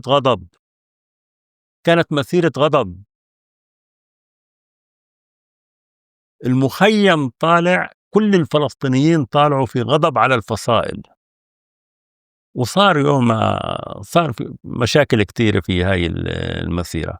أنا شو قصدي من الفكرة بدون ما أحكي تفاصيل، هاي كل الفلسطينيين هون بيعرفوها، إنه قديش كانت يعني صار كتير أحداث مؤسفة في هاي المسيرة. إنه أنت الفكرة إنه أنت كقائد فلسطيني، كقيادة فلسطينية، وكلهم كانوا موجودين على فكرة، موجود أنت على مع الشباب على جبهة الجولان، وشايف الشباب عم بيموتوا واحد واحد. طب من أول 2، من أول 3، من أول 4، خلص تقولوا لهم بكفي؟ لا، خلوا لراح 27 واحد. هي المشكلة في وضعنا. يعني هذا خذوا قياسا على المسائل الأخرى.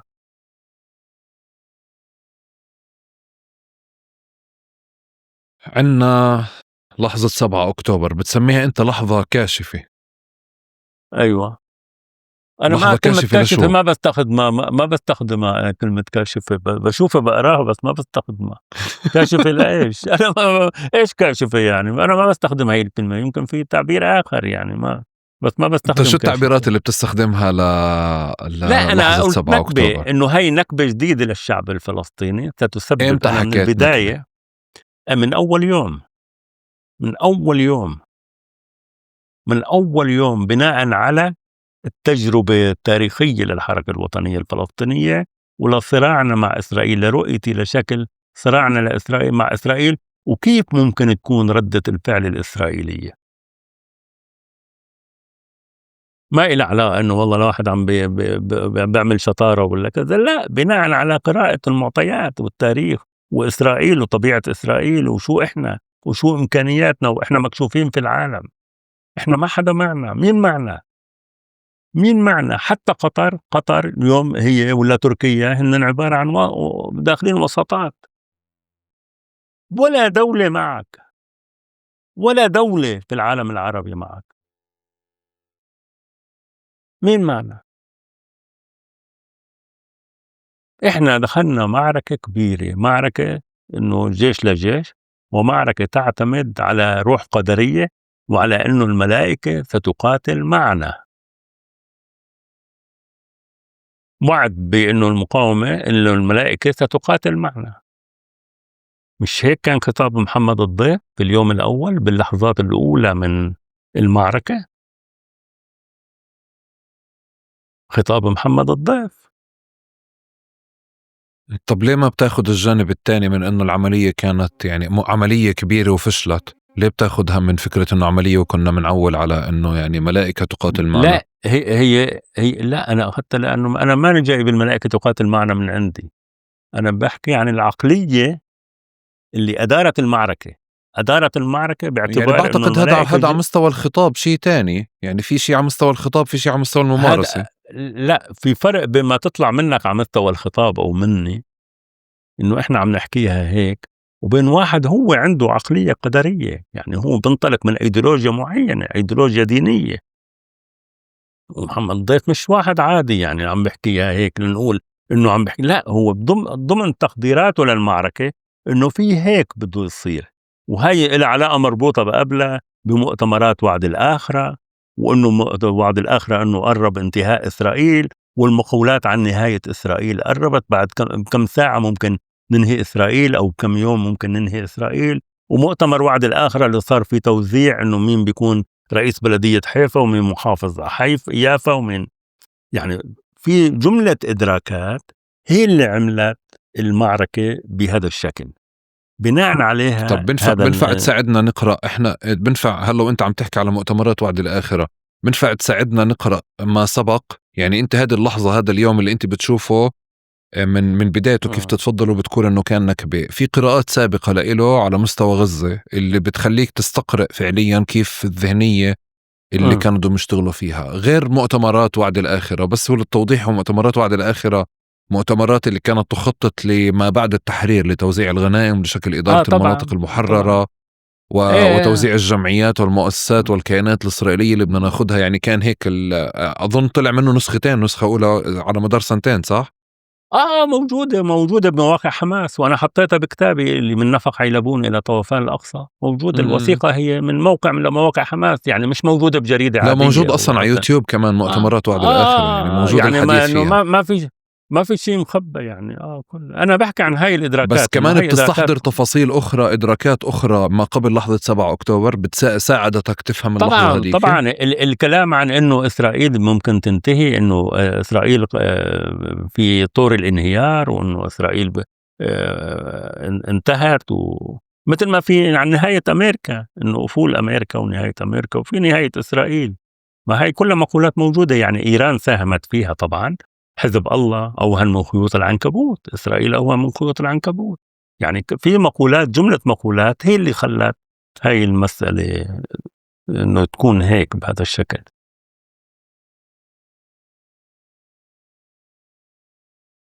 وفعلا هلا انا برجع هيك بأثر ما اخذك وقت، يعني انت حتى في اللحظات الاولى، هاي الساعات الاولى او الايام الاولى، ما شفت مكسب بهديك الساعات، بهداك اليوم، بهديك هلا العملية؟ خليني أعقب على كلمة أنت حكيتها إنه العملية فشلت. لا، هي العملية ما فشلت، هي العملية نجحت نجاحا منقطع النظير، عشان واحد يكون موضوعي.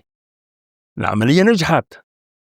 انا ما بحكي، بس عشان هون بتعرف هذه هلا في حقل الالغام استاذ ماجد، انا وياك عم نمشي فيه، الناس يعني موتوره بهذا النقاش. لا، انا واضح، انا بكل مقالاتي، لا انا فاهم، انا قصدي كتبت انه العمليه نجحت، العمليه قويه، انه لا وانا بقول فعليا انه العمليه نجحت اكثر مما ينبغي.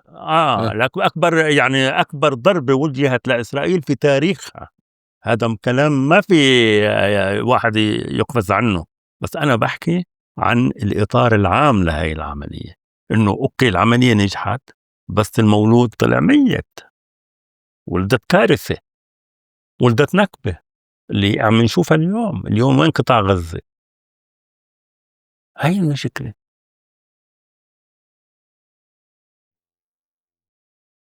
طب أنت بتحمّل الإبادة لعملية 7 أكتوبر؟ لا لا لا لا لا، ما واضح احنا عم نحكي إسرائيل دولة إبادة. إسرائيل دولة إبادة، شو 7 أكتوبر هذا؟ إسرائيل استثمرت ب7 أكتوبر، استثمرت هذا الفعل وقامت لقته فرصة سانحة إلها بهذا الوضع العربي اللي ما له علاقة بالفلسطينيين، وبهذا الوضع الدولي اللي هو مع إسرائيل، وعملت ما تريد أن تعمله مو بس بفلسطين، عملته في لبنان وعملته بسوريا وعملته بإيران، واليوم عم بتقول لك أنا القوة المهيمنة الوحيدة في الشرق الأوسط وتحديدا في المشرق العربي. اليوم إسرائيل هيك عم بتقول لك إنه حتى تركيا ما تقربي لهون، حتى تركيا إنه ما تقربي لهون. إيران قلب حدودها. النظام السوري انهار بحكم إنه هو كان قايم على هالعمودين، عمود إيران وعمود إنه في حزب الله ميليشيات وكذا إلى آخره. انهار حزب الله داب. اللي احنا شفنا نصر الله بعد اغتيال قائد قوة الرضوان وبعد عملية البيجر، بعد بيوم يومين لما طلع بكلمته قال لك أنا بدي أخلي إسرائيل واقفة على أجر وحدة. أنت شوف أنا بحكي عن الإدراكات هون. بده نصر الله بده يخلي يا ريت واقف على أصبع إنه بدي أخليها واقفة على أجر وحدة. بعد أسبوع تم اغتيال نصر الله، مو بس اغتياله، شالوا الحارة كلها اللي فيها نصر الله، وبعده بأسبوع شالوا نائبه اللي صفي الدين هاشم صفي الدين. يعني إنه إحنا وين كانت إدراكاتنا لإسرائيل اللي بقى أوهم من خطوط العنكبوت؟ أنت بضربة واحدة بالبيجر بالزر 3000 كادر من حزب الله تم تحييدهم. مش قتلوا أو استشهدوا، لا تم تحييدهم إنه انعطبوا 3000 واحد، وفي 4-5 من كانوا قاعدين مجتمعين معه واحد ورا واحد، كانوا ينفجروا بالبيجر، كانوا قاعدين معه باجتماع لما صارت حادثة البيجر. ما أخذ عبرة من هذا الموضوع، وما أخذ عبرة من اغتيال قيادة قوة الرضوان، وقال لك بدي أخلي إسرائيل واقفة على أجر وحدة. للأسف يا ريت إسرائيل بتزول بساعة ولا بساعتين ولا بيوم ولا بيومين ولا بسنة، يا ريت. مين ما بتمنى هيك نخلص من هذا الطاعون اللي هلكنا. بس في فرق بين إنه أنت كيف تدرك الواقع، حقائق الواقع، وبين إنه تحط عواطفك أو روحك القدرية هي اللي بدها تدير الأمر. هاي بتفرق يا أخي، هاي المشكلة. بس بالسنتين هدول في كتير معطيات صارت ووضحت الصورة أكثر، وجانب من الأشياء اللي يعني طرحتها من بداية الحوار وأوردي سبق وكتبتها يعني وأشرت لها وانخاضت كمان عند النخب الفلسطينية. شو بتفكر فعليا ما بعد لحظة 7 أكتوبر وبداية الإبادة في سلوكيات أو في مراجعات كان لازم تتم أو لم تتم بعد من صناع القرار الفلسطينيين؟ احنا انا بشبه هذا الموضوع اللي بيقول ما العمل. انا كتير احيانا بستفز هذا السؤال، بستفزني لانه هذا بيقول لك ما العمل. انا كنت لا كنا بعرف بنفكر لازم يعملوا بيشبهوا قبل ما تقوله بقول لك انا قبل ما لا ما بيشبهوا. انا بكره سؤال ما العمل، سؤال التوقيت. ايه انه بيجي بقول لك انه ما العمل، او بقول لك انه شو كان ممكن يعملوا. اللي كان لازم ينعمل قبل 30 سنة. يعني بقول لك أزمة العمل الفلسطيني إلى 50 سنة. طوال ال50 سنة هدول ما فكرنا شو لازم نعمل. طيب راحوا ال50 سنة، لك يا أخي 40 سنة، طب 30 سنة من بعد أوسلو يا أخي نقعد مرة نقول شو صار فينا. لك ما شفتوا إسرائيل ما بدها تعطيكم إشي، نقعد مرة نقول إيش شو بدنا نعمل.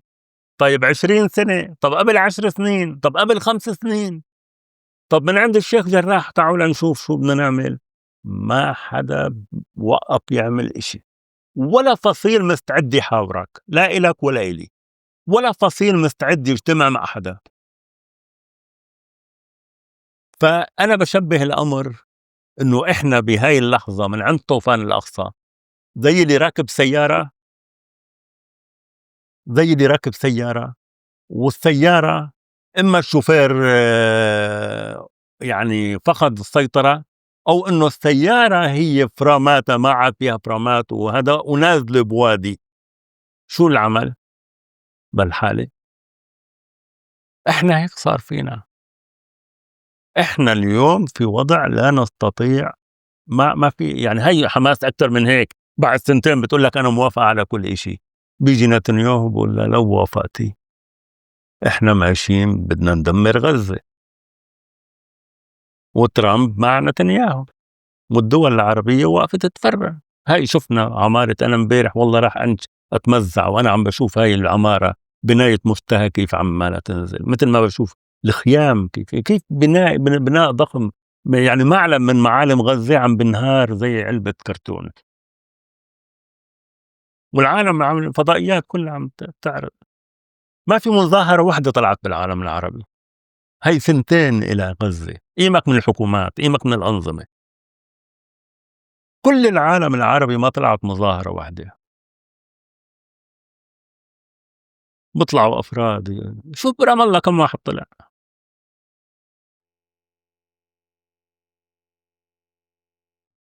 إذا اليوم بالواقع هذا اللي موجودين فيه بدنا نعيد تعريف المقاومة بأطيافها وبأشكالها المختلفة، كيف بتشوف أولوياتها ضمن هذا التصور اللي هو وحرصك من فكرة انخراط كافة أشكال شعبنا فيه وعدم تحول لنخبويته؟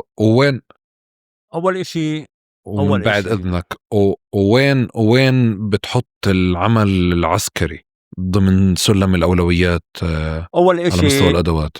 أول إشي بدنا نعترف إنه العمل الفلسطيني اللي انطلق من 60 سنة بأواسط الستينيات، يعني هاي صفحة انطوت. يعني هذا العمل الفلسطيني اللي بلش بالستينيات واللي أعطى ما يمكن أن نعطيه بواسطة السبعينيات، ولكن استمر بقدرة قادر، ولأنه الأنظمة العربية بدها والمعطيات العربية والدولية بدها شيء فلسطيني. هاي صفحة أنا رأيي انتهت. إحنا دخلنا في أزمة من هذاك الوقت لليوم. لازم لو في حدا يعني بيفهم أو عنده إدراكات معقولة لازم يقول تعالوا نشوف شو بدنا نعمل، كيف بدنا نبني البيت الفلسطيني. قبل ما نقول بدنا نضرب حجر على إسرائيل، بدنا نقول كيف إعادة بناء البيت الفلسطيني، كيف إعادة الإجماع الوطني الفلسطيني، استعادة الإجماع الوطني الفلسطيني. هاي الشيء الأساسي. إلى جانب هذا الشيء الأساسي، إذا بدك تحكي عن أشكال النضال، أنا مثل ما قلت لك إنه الخيار العسكري الدولتي انتهى ب73 مع حرب تشرين. أنا رأيي الخيار العسكري الميليشياوي انتهى مع طوفان الأقصى. هذا الستوب تبعه أكثر من طوفان الأقصى ما حنقدر نجمع ونعمل. هذا الستوب، وهذا الستوب وصلنا لهون، لهاي النكبة اللي شايفينها، النكبة المؤلمة والقاسية والمريرة واللي يمكن أكثر عمق من 48. وصلنا لهون. فأنا رأيي الخيار العسكري اليوم يعني لاحظ كلامي، اليوم وفقا للمعطيات العربية والإقليمية والدولية والإسرائيلية الراهنة ما له مجال. أولا ما عدنا نمتلك إمكانياته، مو بس يعني برأينا، بالرأي إمكانياته ما عدنا نمتلكه لا في الداخل ولا في الخارج، وما له مجال للاستثمار اليوم في هاي المعطيات. إحنا إذن بحاجة لإعادة بناء الحركة الوطنية الفلسطينية، إعادة بناء البيت الفلسطيني، إعادة صوغ إجماعات وطنية فلسطينية جديدة. هذا واحد. 2، بناء على هذا الشيء نقول ما هو الشكل الأنسب للكفاح الفلسطيني من أجل استعادة حقوق شعبنا الفلسطيني. هذا هو كملخص إذا كان يعني جواب على سؤالك. أستاذ ماجد شكرا جزيلا. احنا بالعادة في تقارب بنعطي مساحة مفتوحة من غير أسئلة، يعني بعد ما نثقل الضيف في الأسئلة الكثيرة بسيطة بنعطي مساحة مفتوحة إذا أردت أن تضيف تؤكد، يعني هذه شهادة للتاريخ. وشكرا فعليا على أنه ساعدتنا نشوف هذا السرد الطويل اللي لما طرقنا بابك، لأنه يعني بنشوف المنشورات وبنشوف الكتابات البعض يعني مثل ما إحنا معتادين نقرأها بسياقها الآني، هيك متعودين دائما قراءاتنا الفلسطينية تكون قراءات آنية دائما. بس كان مهم لإلي أني أرجع وأشوف هذا السياق الطويل لمراجعة أسلوب من أساليب مقاومة الاحتلال ومسار طويل مشينا فيه فعليا. يعني حتى إجابة النقاش على طوفان الأقصى يعني لا يقتصر على، أو الإبادة لا تقتصر على إجابتك، لا تقتصر على إجابة 7 أكتوبر، بترجعنا كمان لعشرات السنين من التراكمات وهذه الدعوة المهمة اللي موجودة لمراجعة إحنا وين واقفين. أنا بشعر بأهميتها كثير اليوم. فتفضل دي أعطيك المايك إذا أردت أن تضيف أو تؤكد أي شيء، وشكرا جزيلا لك.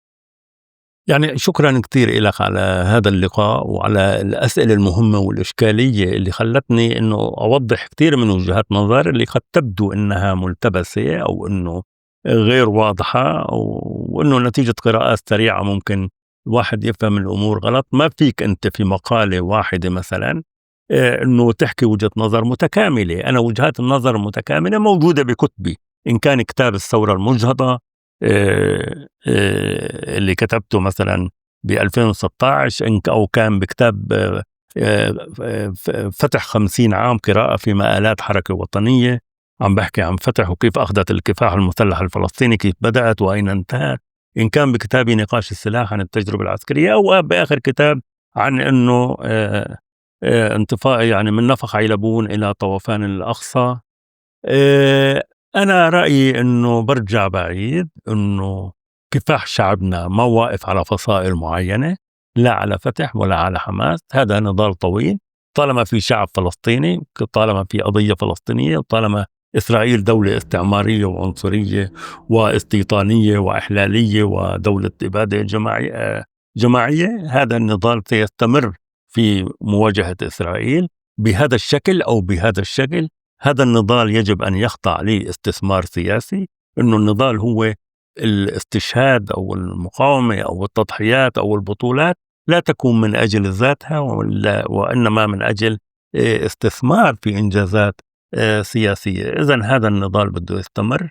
أيضا أنا بشوف إنه مرحلة من كفاحنا استهلكت، أعطت ما عندها، ويعني مع التقدير لكل التضحيات والبطولات من 65 لليوم بكل المراحل بكل المنعطفات، إحنا إزاء صفحة جديدة. هاي الصفحة بتتطلب مننا إنه فعلا نقعد ونراجع ونقول شو بدنا نعمل، كيف نبنى بيتنا الفلسطيني، كيف بدنا، ما هي الأشكال النضال، كيف بدنا نعيد استنهاض شعبنا لواحد. لأنه إحنا اليوم كأنه نبدو كفلسطينيين متعددين أو عدة شعوب فلسطينية، في شعب بالضفة وشعب بغزة وشعب بالقدس وشعب بالأردن وشعب بسوريا ولبنان و48. إحنا نبدو كشعب بأولويات مختلفة. هذا اللي مفروض نعيد الاعتبار له كشعب واحد، ونقول شو طريقنا النضالي وشو الفكرة الوطنية الملهمة، إن شو السردية المؤسسة، إن هل هي سردية 48 ولا 67. لا، أنا رأيي لازم نرجع لسرديتنا الأساسية، سردية النكبة، سردية 48، سردية إنه إسرائيل دولة استعمارية وعنصرية واستيطانية، وإنه إحنا يجب أن ننهي هذا الوضع، هذا الظلم التاريخي، هذا لمصلحتنا ولمصلحة اليهود في العالم. لذلك أنا مع فكرة الدولة الديمقراطية من النهر إلى البحر. هذا مش حلم يعني، لكن هو سياق ممكن نمر فيه بدولة فلسطينية، بربع دولة فلسطينية، بثلاث أرباع دولة فلسطينية، لكن يجب أنه كل السياقات أن تؤدي إلى هذا الهدف، لأنه هو هذا الحل الأنجع لنا وللآخرين. شكرا لكم، تحياتي.